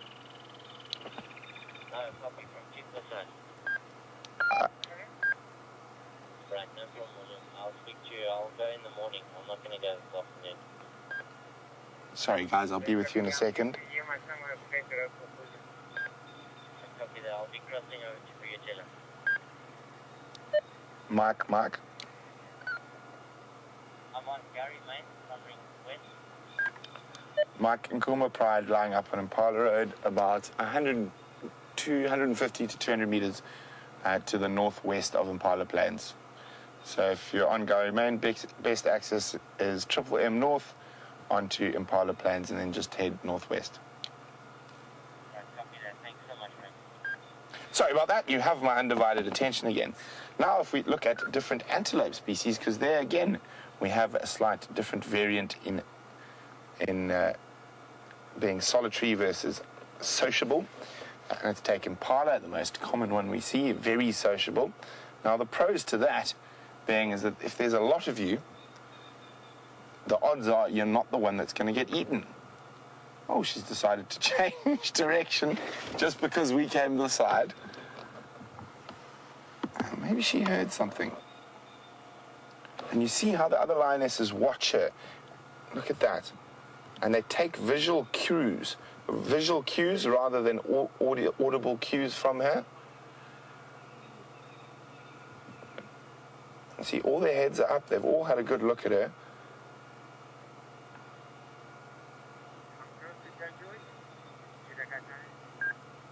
Very interesting to watch lions. So there's such small nuances in their behavior that take years and years to pick up. Now, there's no real hierarchy amongst the... Oh, look, there we go, a little bit of phlegm and grimace. So there's no real hierarchy between the lionesses.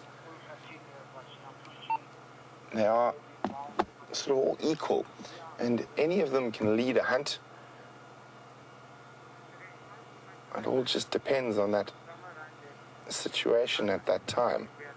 Who's the most hungry? Who's spotted the animal first?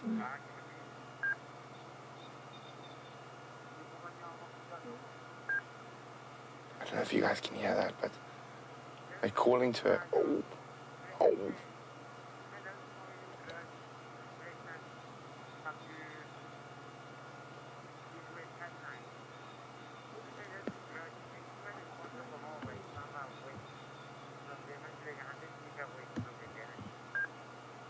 So I came from that direction. I didn't see anything to snack on that way, but you never know. Something could have moved into that area since we drove through.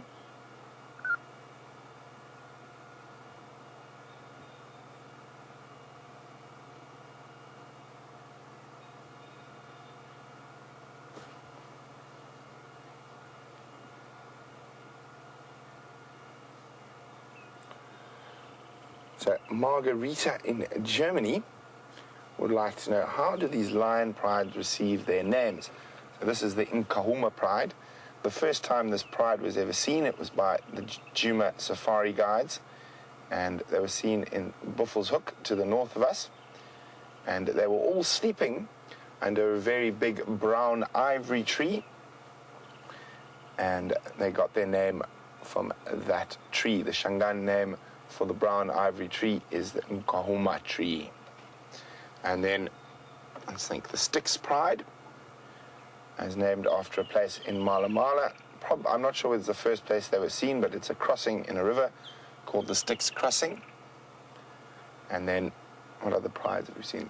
The Tsalala Pride is named after a place on Londolozi called Tsalala Pan. Now, and the Tsalala is a low-felt gardenia. So there's another tree that provides quite a lot of shade, so lions do quite like to sleep under it.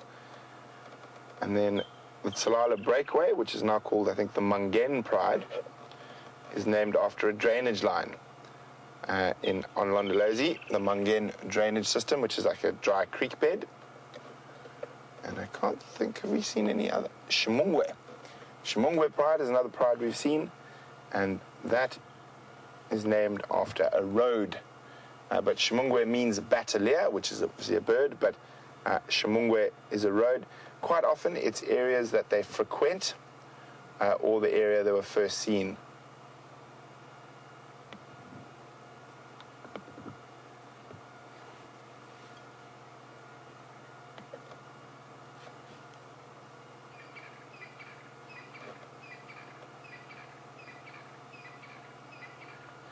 So male coalition names is a little bit more complicated. It all depends. Quite often, again, it is the area, possibly the area they were born in and where they moved from, like the Majingalans. It could also be a particular trait, because sometimes you have no... Oh, they're drinking at that pan. You have no idea. Sorry, guys, I'm just going to... I'm pretty sure these other ladies are going to follow suit shortly. Quite often with male coalitions, you sometimes have no idea where they come from. They can appear from the Kruger or the Magnaletti, and we might not know too much about them. So, for example, one of the more well-known coalitions, the Mapocho males, were named after a very violent security company. And that's how they got their name. The Majingalans, I can't really remember. I can't really remember what Majingalan means. I think it sounds like a bit of a Fanigalo, which is a bit of a made-up language, mixed up with lots of different things. And then, what other coalitions? Well, see, the Castleton males, obviously they came from the Castleton Pride. The Styx males came from the Styx Pride. So quite a lot of the time, the coalitions will be named after their origins.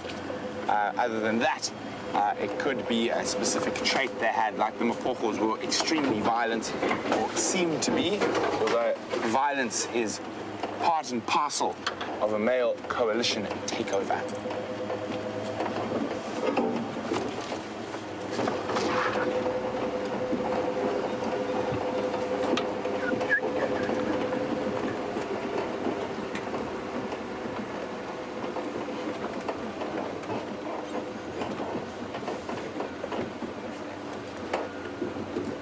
Look, I'm hoping these other two ladies are going to come this way for a drink.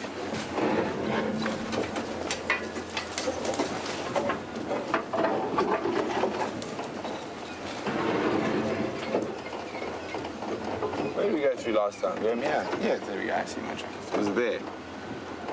Yeah, that's pretty sad. Oh, okay. We'll go through this way this time. It looks a bit better.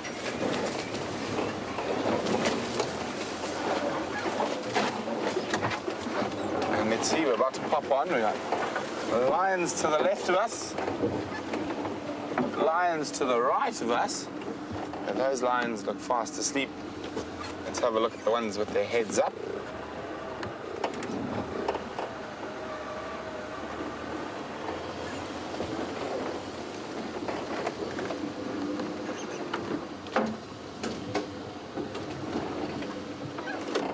So what we're hoping is that those other two girls decide to come and join these ones.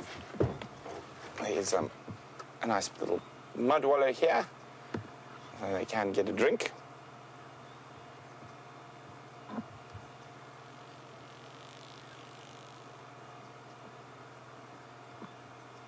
Yeah, look at that, there's a big tick right behind her ear there. So after this bout of rain, quite a lot of ticks about.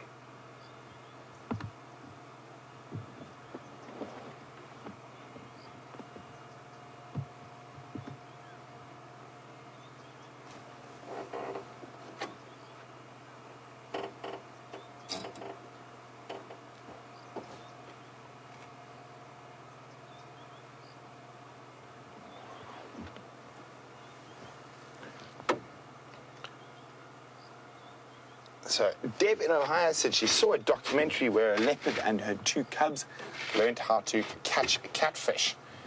And she would like to know if lions have ever been recorded doing this. I have actually heard of lions doing it. They are instinctive creatures. So that movement will be known after you've just gone around, you're going back. Okay. And that animal is really close to Liam when they do that. So I can see Liam's got a grin from ear to ear when that happens. He loves it when the lions walk close to him.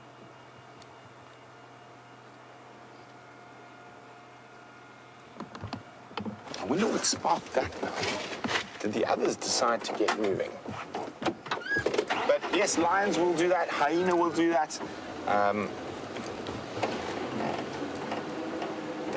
So in quite a lot of places in Africa, when water gets scarce and those big pans start drying up, a lot of the predators will take advantage of those catfish in the drying pans.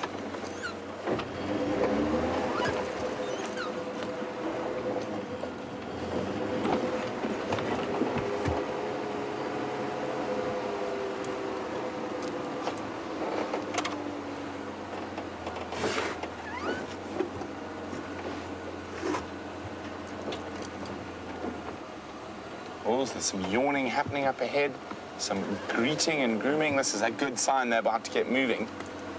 And oh, there we go. So Martin, a huge SafariLIVE welcome to Martin. Who's a new viewer and would like to know where on earth in Africa are we? Well, Martin, we are in the Sabi Sands Game Reserve. And if we go a little bit smaller, at the moment, we're on a place called Djuma Private Game Reserve. And we traverse here and on Arathusa Private Game Reserve. And a little bit bigger than that is the Sabi Sands Game Reserve, which is about 120,000 acres. And we're part of the Kruger National Park, or the Greater Kruger National Park. So there's no fence between us and them. That's about 2.7 million hectares.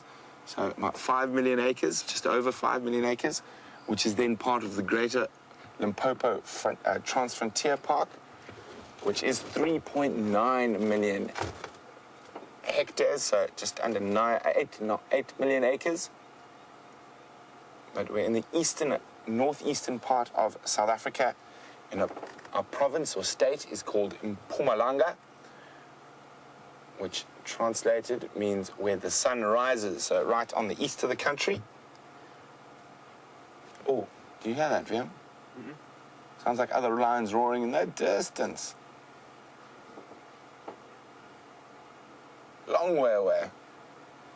I just heard that the Styx lions were just south of Cheetah Cut Line, which is the crow flies from here. It's probably about 4.5, 5 kilometers, so maybe it's them, the 3 Styx lionesses. You can also hear a ground hornbill. Do-do, do-do-do, do-do, do-do-do.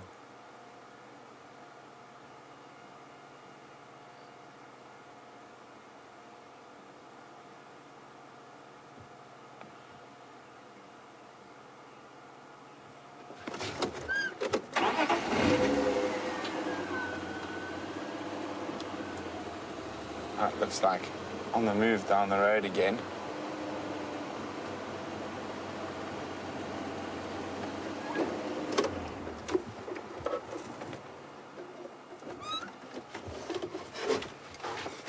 So I hope the community on YouTube is wondering if these lions are getting annoyed or nervous with us.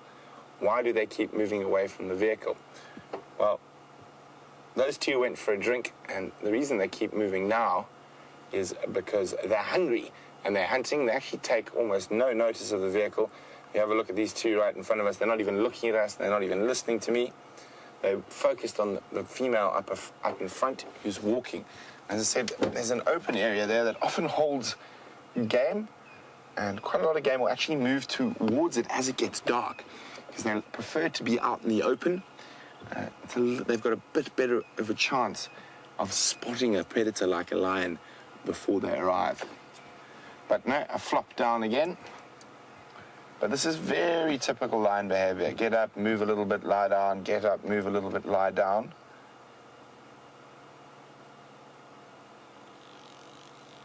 But listening intently.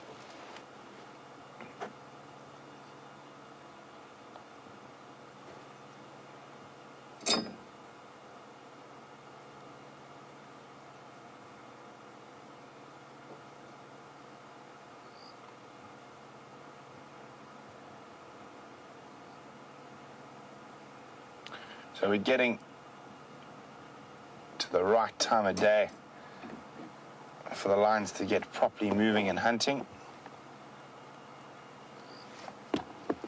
let's hope they do some moving before the end of the sunset safari. Otherwise, we'll definitely be in search of them on the sunrise safari. I think this one's going to move first. It just looks like she's got a little bit of ants in her pants to join the others further up the road. They do seem to be listening to something in this area and sniffing the air.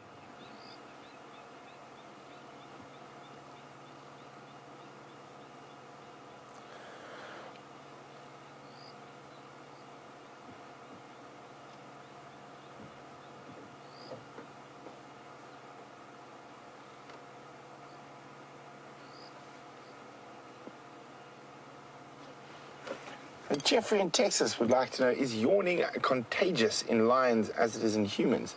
Well, Jeffrey, I must admit, I didn't realize yawning was contagious in humans. And Jeffrey's asking, there we go, ants in the pants. Jeffrey's asking, if one lion yawns, does it cause the others to yawn? No, I think not really. So as soon as they start getting moving, they all start yawning.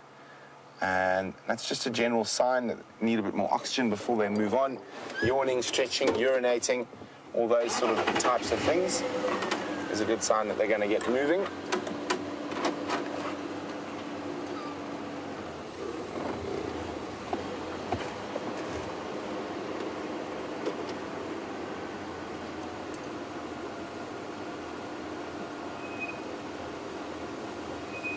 There we go, all three now moving towards the one lioness. Oh, branching out.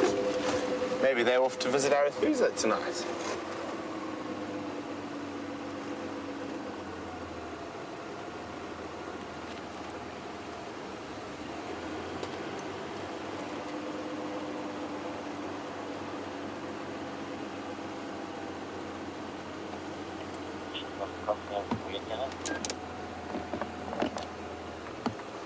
Sorry guys, it's gotta be... Oh, look at that. She's cleaning her claws.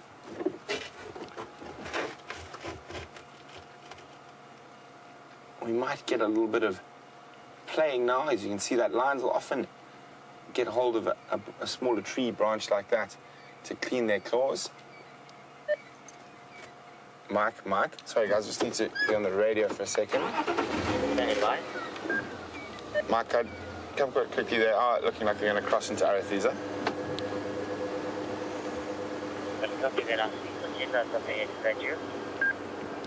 Affirm. You got visual in them right now? Affirm, just to my west.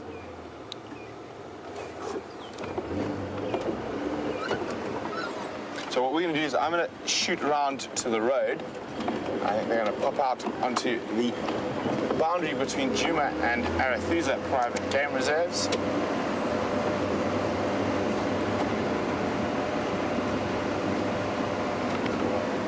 Come.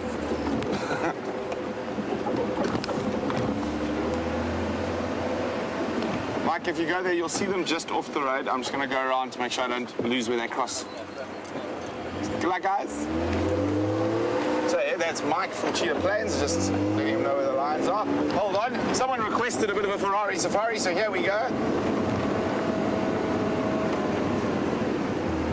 We're not going to Ferrari through these very large bumps though. I might lose VM. Well, I have tried to lose VM on many occasions. I haven't succeeded yet. Hang on like a little baboon. Here we go. VM says he hangs on like a little baboon. I just have to update on the Arethusa radio channel quickly.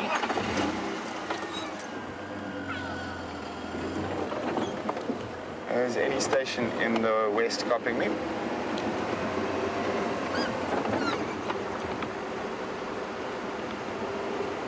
There they are.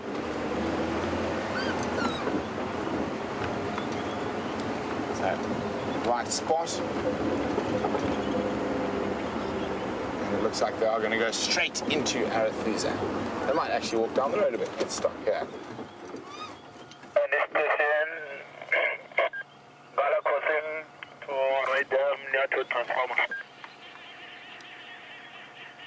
2 stations in this position. Gala coming from Vietnam to the transformer. Here we go. She's coming from right next to us. 4. Yeah, 4 fathers. There we go. So they've actually changed the direction slightly. They're now heading, and they head right past us. Look at this one coming right at us. Oh, they are exquisite creatures.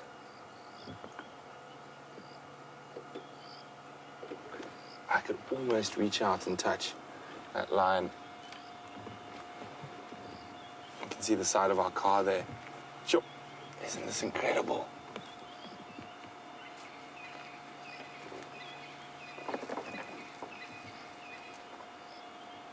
You too, little one.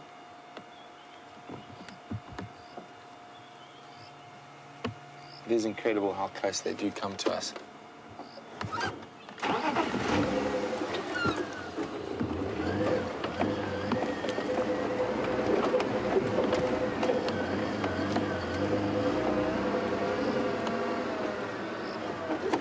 I'm just gonna have to concentrate a little bit, see where they're going now.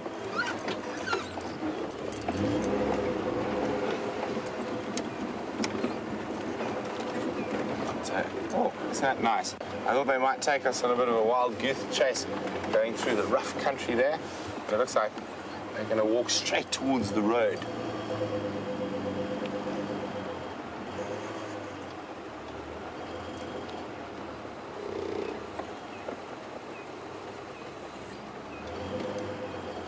And again, you see how they lie down.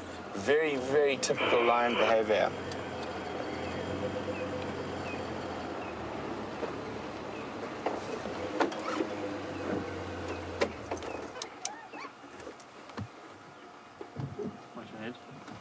Just adjusting the light there.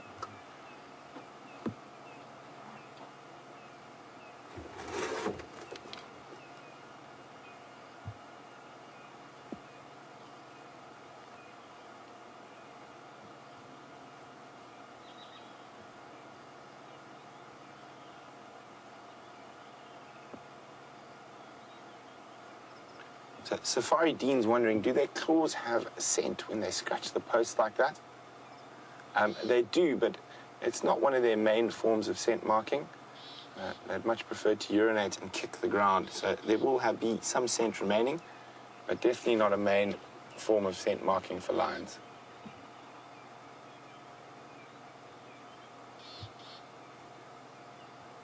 It is really humid now. Very, very muggy. And that's probably why they're walking and stopping so frequently.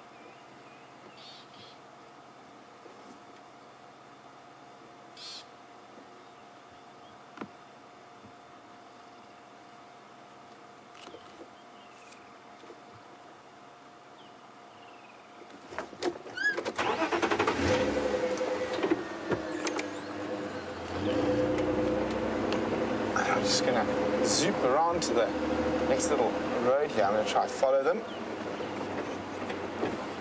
Hang on. Hello, everyone. Hey, Sharp and I was trying to call you guys on the radio. Okay. No one was listening. Nkuhumas. Okay. Maybe not quite directly to the access road. So we might have to do a little bit of off-roading. But those who've been watching for a while, no, I'm not too worried about a bit of off-roading.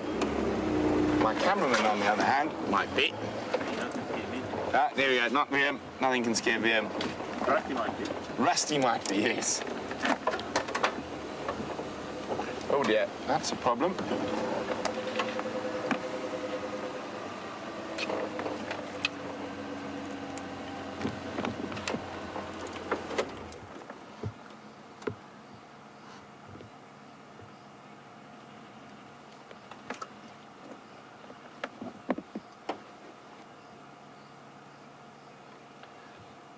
So, another question from Ollie in the UK.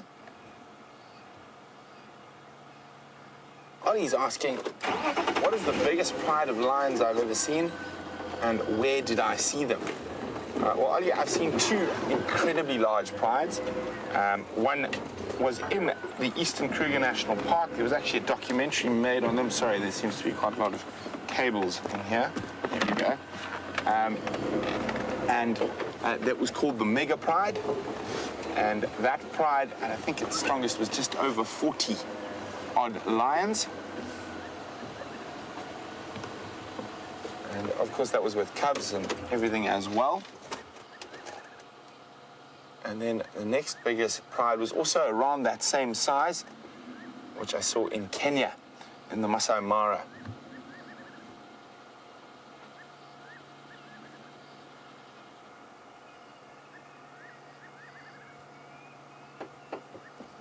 Sorry, I just be on the radio for a second.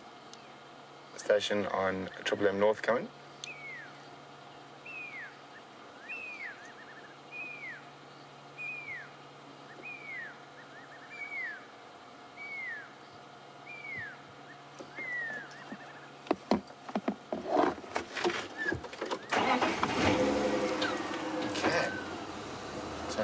One lioness, there's another there.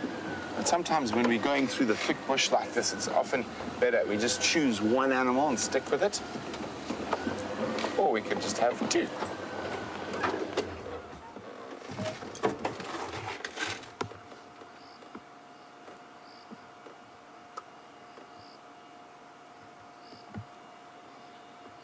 Definitely looks like they've heard something.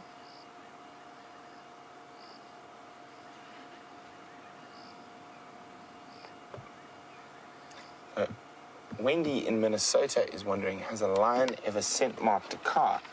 I'm trying to think. I'm sure it has happened. Believe it or not, I have actually been personally scent marked by a lion, and I can guarantee you it's a thoroughly unpleasant experience. We were filming with Kevin Richardson, and we were filmed from inside a cage. And Meg, one of the lionesses there, literally just walked up to the side of the cage and sprayed us quite successfully.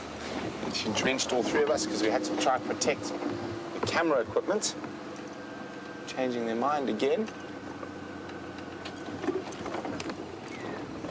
Just see if we can get through this gap. There's the sleeping lioness.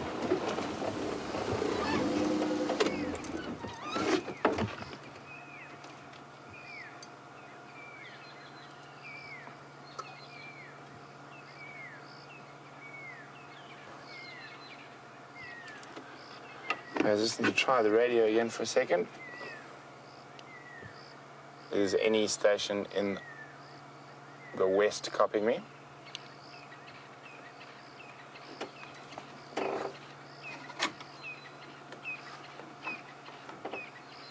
See that wonderful black tuft to the tail? Wonderful for following each other through the bush. And I also believe for communicating as well, especially during hunts. Now, a lion's eyes, I see mostly in black and white or shades of grey. So anything that's dark black like that really sticks out.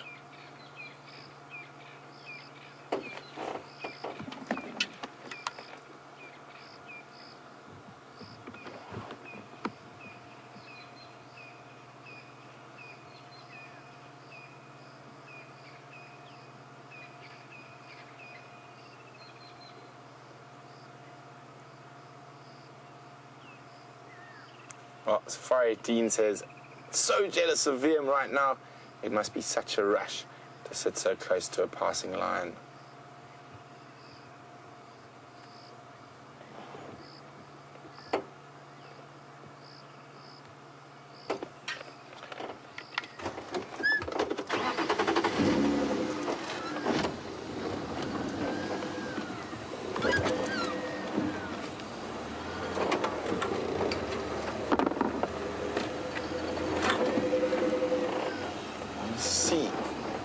There's a way through here, otherwise I'm going to have to go back to the road and try and get ahead of them. I think that is looking a little bit thick.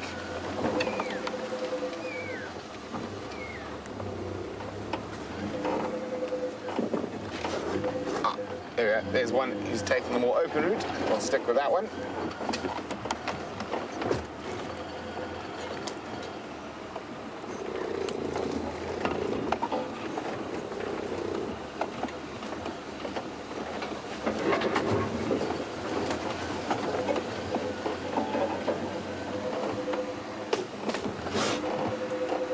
So you can see we're quite happily using lights on them at the moment, and it doesn't bother them in the slightest. But as soon as their behavior starts changing and we start seeing that they are stalking something, we will kill the lights.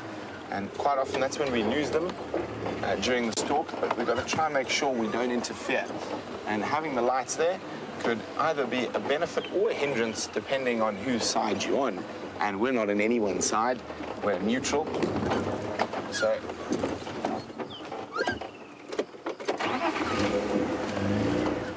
let's try to see if there's a gap here. Try and make sure we've always at least got one lioness in our sights.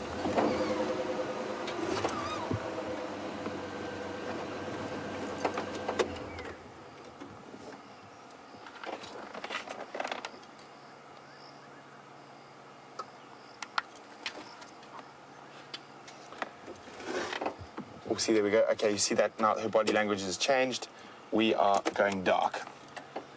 There's some form of animal that the lion has seen up ahead that I haven't. So lights off.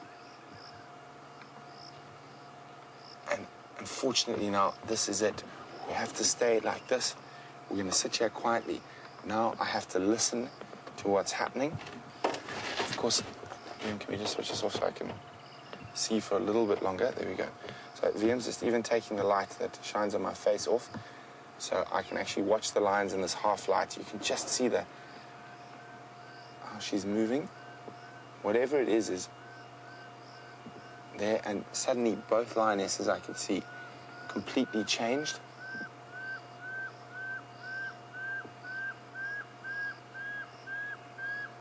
Look at that. I don't know how much you guys can see. I can just make her out with my naked eye. Oh, look at her move. So stealthy.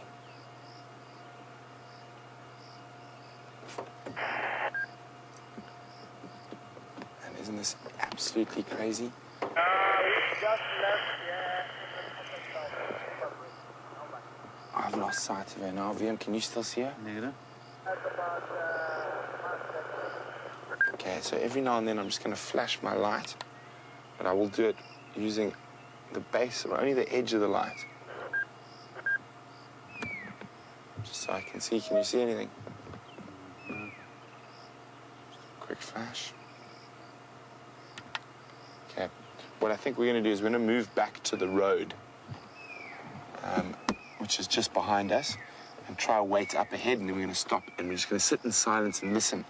And we can enjoy some of those incredible calls, like that little pearl-spotted owl that we can hear now. Oh, there's a lion still right in front of us. So I'm just going to show you quickly. If you hang the edge of the spot, she's there behind that bush there. So I don't know if you can see her. There, you can just... Oh, she gone. Oh, that's how quick it was. There was a lion there. Okay. Now I'm in two minds. I think, what do you think, VM? Head back to the road and go wait a little bit further up ahead? The problem is if we sit where we are right now and they chase something, we're not going to be able to move very quickly. And if they catch it, we'll find them because we'll hear those distress calls and the possible growling and fighting. But if they miss, they just melt off into the bush again. So we're going to make sure we don't interfere. So we're going to move away from where the lions are hunting. And just go stand by in an area where we can hear nicely and also see a bit better. Not quite in a thicket as we are at the moment.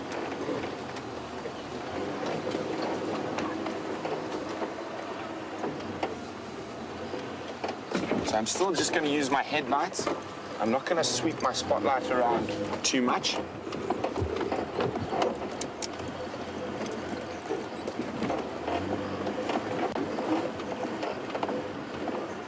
Jennifer in Missouri's question was to come through a little bit earlier. because the last thing those lions looked like was lethargic at the moment. So Jennifer says, will they muster up enough energy to catch something tonight? They look very lethargic. Well, most definitely, Jennifer, you can see how they change their body language in a split second and we're into that stalk mode. Lions, for quite a lot of the time, are very lethargic. So I'm just trying to concentrate. That's my channel out of here. I think I smell buffalo up ahead, but that could be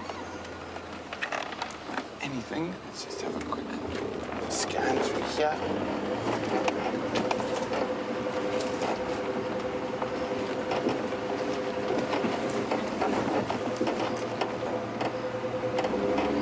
There's a little road up ahead that comes off this main, there we go, road. There's the main road.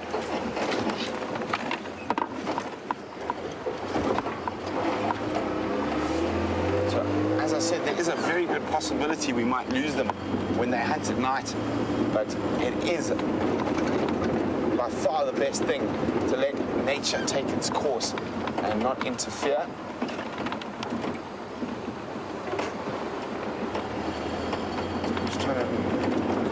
That road's a little bit further than I thought, but that's fine.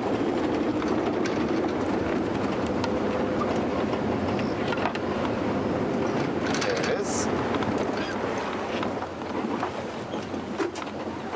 So the last place we had the lions was in there. So we're quite far away from whatever they were, where they were actually starting their stalk. But we might be close to where it might end, which is the plan. Since we can't follow them and keep the light on them while they're stalking, we've got to try think like a lion and try and be in the right spot for the culmination.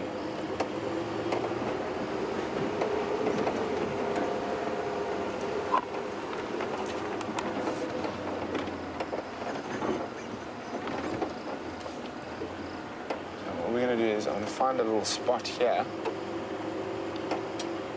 where we can stop and listen, and every now and then just flash our spotlight ahead. The problem is there's a very thick area that they've gone into there that's got some creek beds and stuff. We'll give it a few minutes and see if they pop up through here or if we hear anything.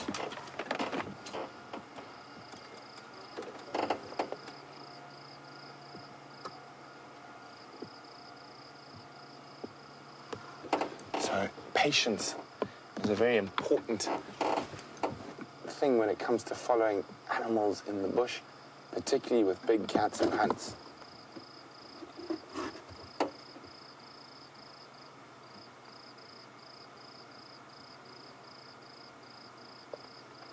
So what we're going to be listening for is almost a stampede, and you can see the moon there just shining through the clouds.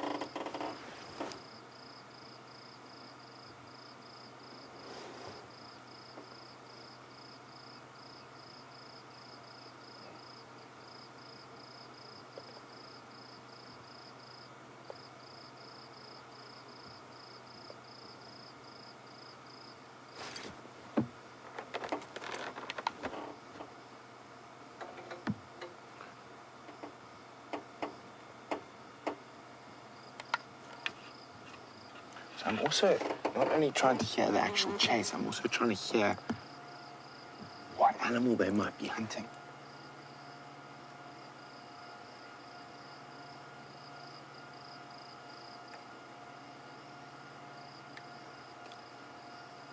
Very still. Just a single fiery-necked nightjar off in the distance.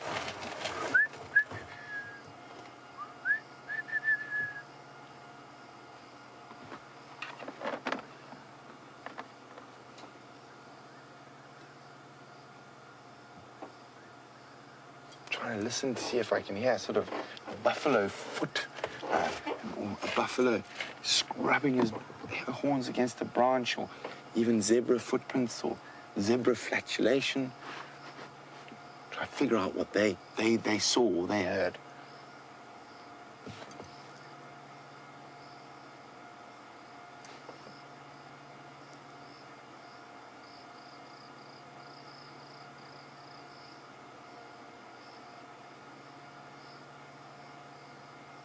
moment, all we can hear is some insects around us.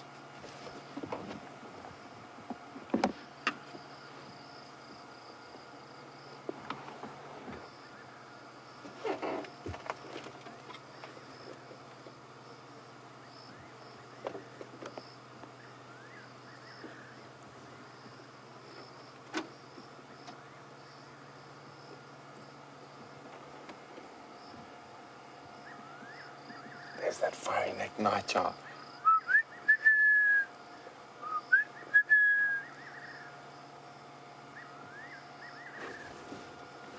What's that?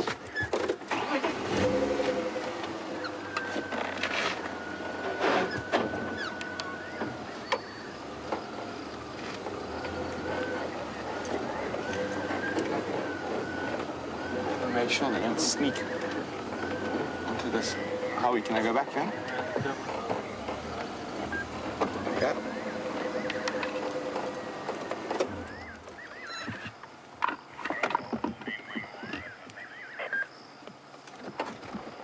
Sorry, I just need to try let the guys on the Arethusa know. I couldn't get hold of anyone earlier. Any station in the West copy me?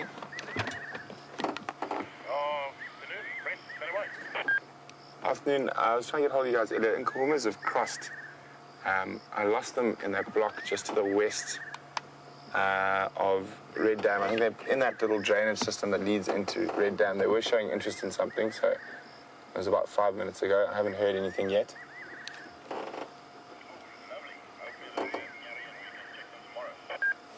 I'm hoping so as well, because they've been keeping us on the tracking both this morning and this afternoon.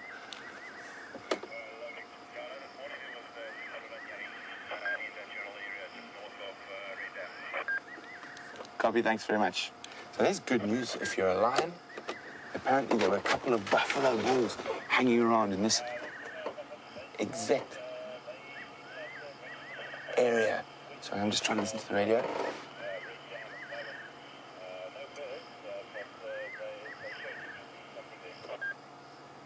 So there were 2 buffalo bulls in this exact spot earlier on the drive. So maybe that's what they heard or smelt. I thought I smelled buffalo.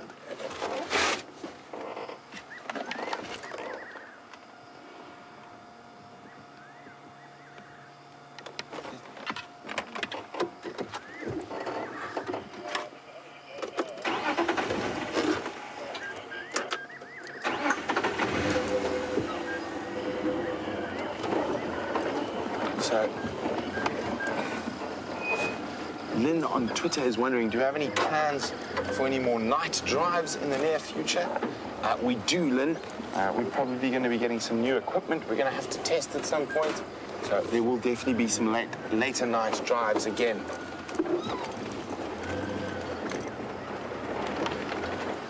Just want to check. I thought I might have heard a lion contact call up the road here.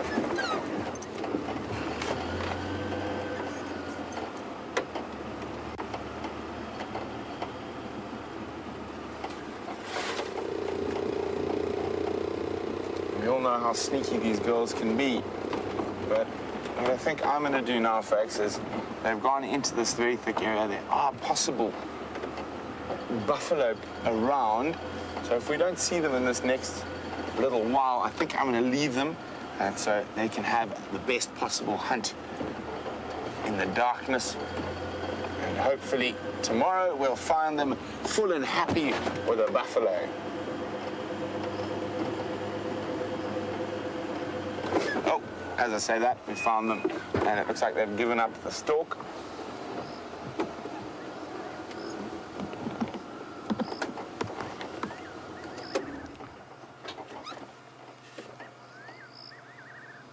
Going back toward, there we go, they're roaring. Little contact calls.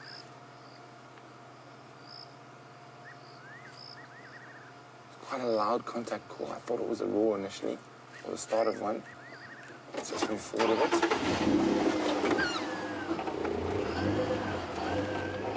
Where'd she go? Where'd she go? I mean, I just saw her. Disappearing lions. There she is.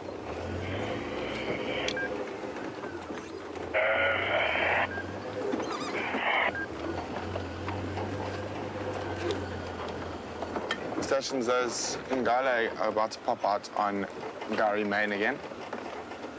It seems like they were unsuccessful. I just heard buffalo running away, and there's a single lioness calling now.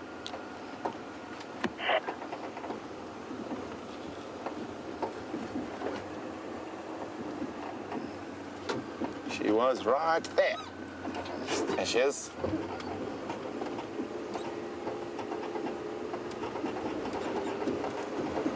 So, looks like that hunt was unsuccessful. And I can see the one lioness. She's moving quite quickly back. There she is. So, while we can, I can still, even over the vehicle sound, hear her contact calling, but she is moving quite quickly. So I don't want to switch off just yet. Stations Vadal back in the west.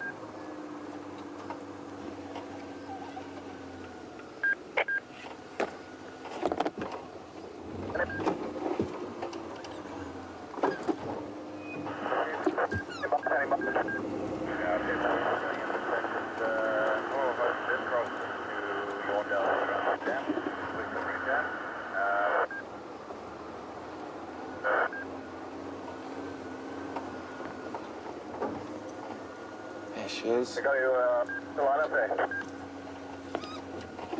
Brent? Said, make your way, it's just me here.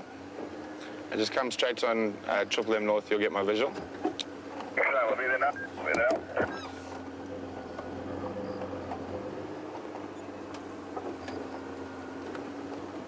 Just Nkuhumas, heading, sounds like back east towards Triple M North. Okay, she looks like she, during what I thought might have been a chase, I think she's lost the other ladies.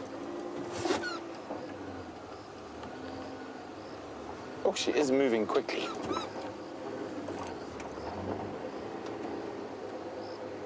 Or maybe she's moving towards where the other ladies might have caught something.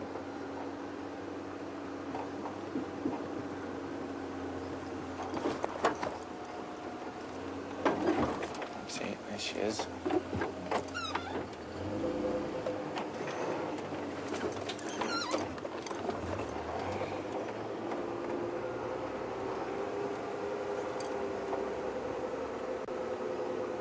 Wow, she's moving incredibly quickly.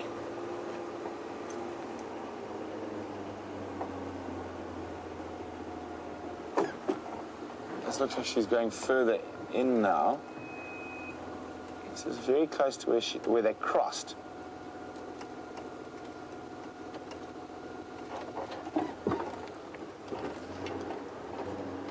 There she is. I'm just going to find a place where I can try get inside again. And I think this is where we went last time, yeah? Maybe not. That doesn't look so good. Let's see if we can just get a view of her there. Along the way.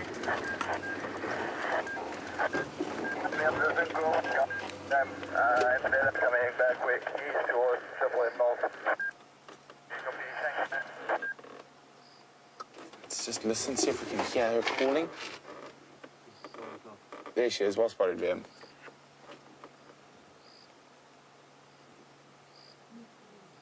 There we go. You can hear that call.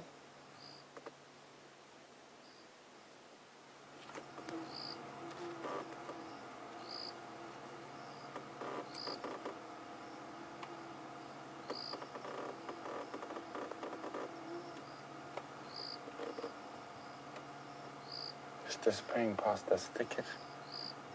Should pop up shortly. Back again.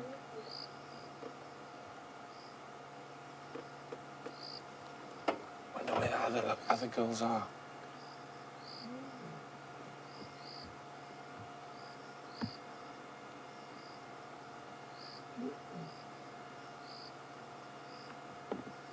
So she's heading back towards where she came from. So I think in that chase we heard, it was very distant, just that she's been separated from the rest of the crowd. Standing by. Turn on to Red Dam Road. Come a little bit west. Over I'm at Impala Plains Junction now, but Lioness is heading back towards Red Dam Road. I've just got a single one. They chased something and they've been split, and she's busy calling for the rest of them. I'm on Red Dam Road. What must I do? You may go and wait enough. Okay, I don't know if you can hear my Morva, but she is heading back towards that area.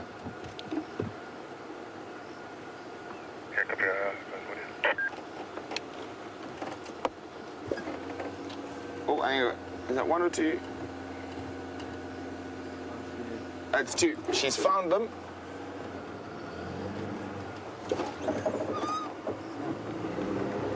And it looks like a good spot for us to hop on over, so to speak. I don't know how long we're going to be able to follow them. This is quite a difficult block in here.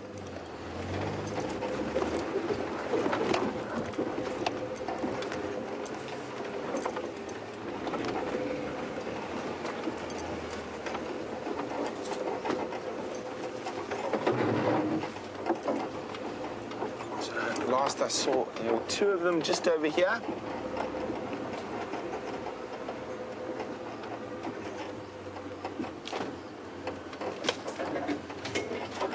Where? 1 o'clock. Said. So they've joined, she's joined up with another lioness now heading sort of almost southwest from where you can hear my Morva. I'll try to stick with them for you, but it is getting a bit thick in here.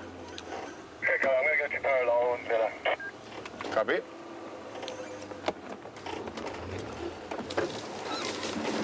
Okay, so guys, I don't know how long we're going to be able to follow them. There are some big drainage lines in here, and we will follow for a little bit in case they did actually manage to catch something.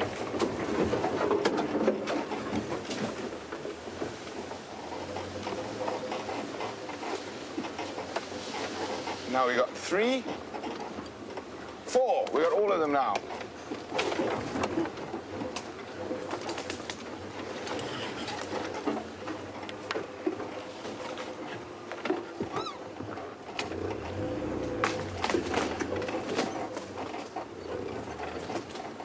There we are. Let's just try. It looks like it could be a bit more open up ahead.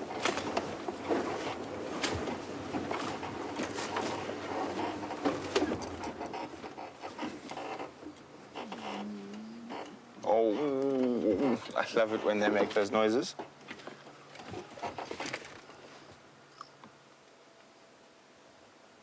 So, obviously unsuccessful.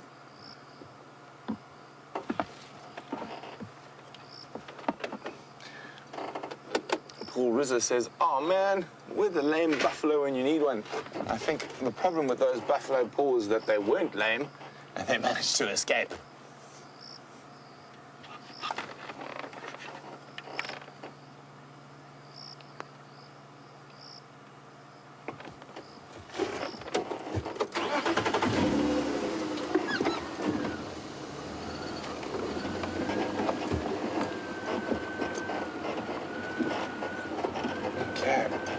So they're heading deeper into Arathusa at the moment. I'm going to try to stay with them as long as possible. There are some incredibly difficult areas coming up ahead.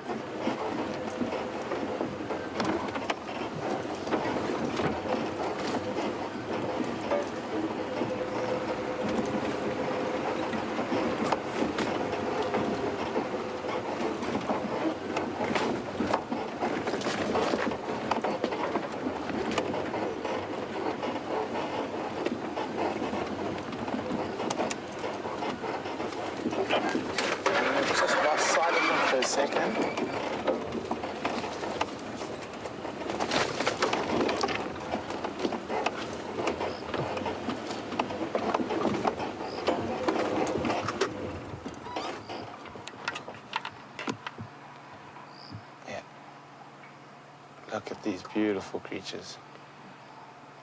Hungry, but very, very beautiful.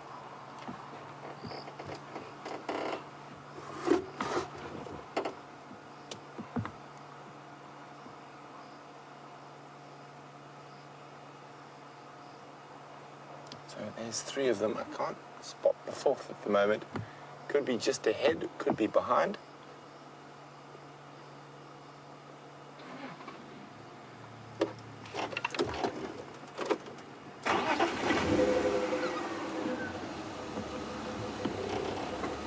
We're going to try stick with them till the end of the show, but I think it's going to be very difficult without braking a car, which of course we don't want to do.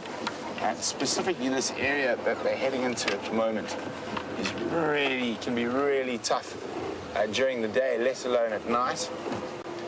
And the last road for a long while is about to pop up. They're about to cross it. So I think once they cross that road, I'm going to say adieu. They sneak through. So all our viewers are out there sending them St. Patrick's Day luck for their hunt. As you can see, they're about to disappear into a wall of bush.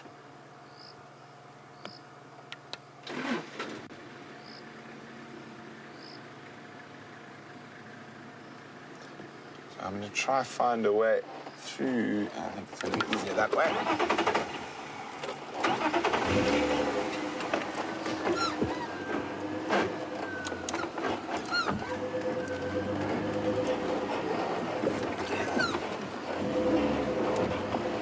Go through a nice little gap. Standing by. Negative. And there's one more lioness coming up right behind you.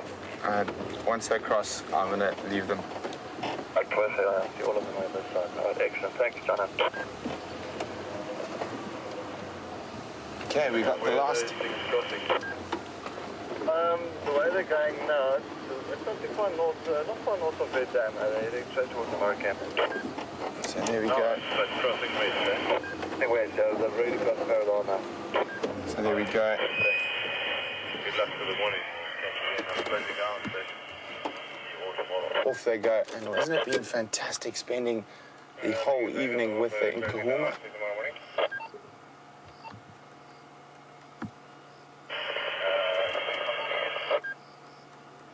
With Nkuhuma Pride. And they're about to cross into a very thick drainage area. So I think we've spent so much wonderful time with them. I'm going to let them continue on. Cedric's going to also, as far as I know, leave them be. He's going to follow them for a little bit longer before saying bon nuit or good night to them. But we're definitely going to go back along the road, not the way we came. So let's just turn around.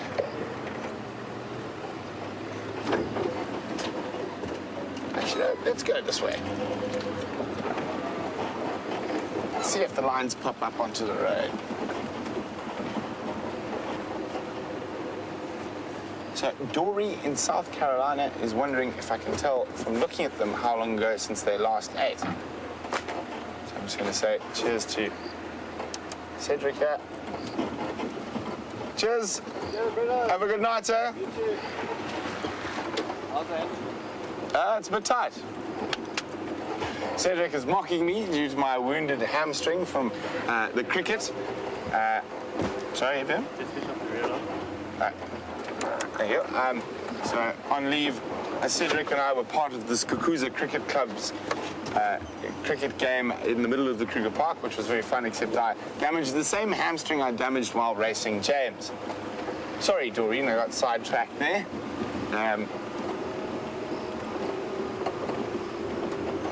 But Doreen was asking how long it was since they last ate. And Doreen, probably about, I would say, 3-4 days now. They were sharing 2 buffalo with the Birmingham boys, but 4 Birmingham boys are quite greedy gutses, and I doubt they actually let the Nkuhumas eat much of those buffalo. And they could have been small buffalo. Unfortunately, it was outside our traverse, so I'm not exactly sure. But they definitely came off buffalo looking hungry. But don't forget to join us on tomorrow's sunrise safari. We're definitely going to be in search of these Nkuhumas to see if they had any success. At the moment, we are now quite far from home, so Vam and I have a bit of a trek to do, but we will do it with smiles on our face because we spent time with lions. It's been great having you all, and bon nuit!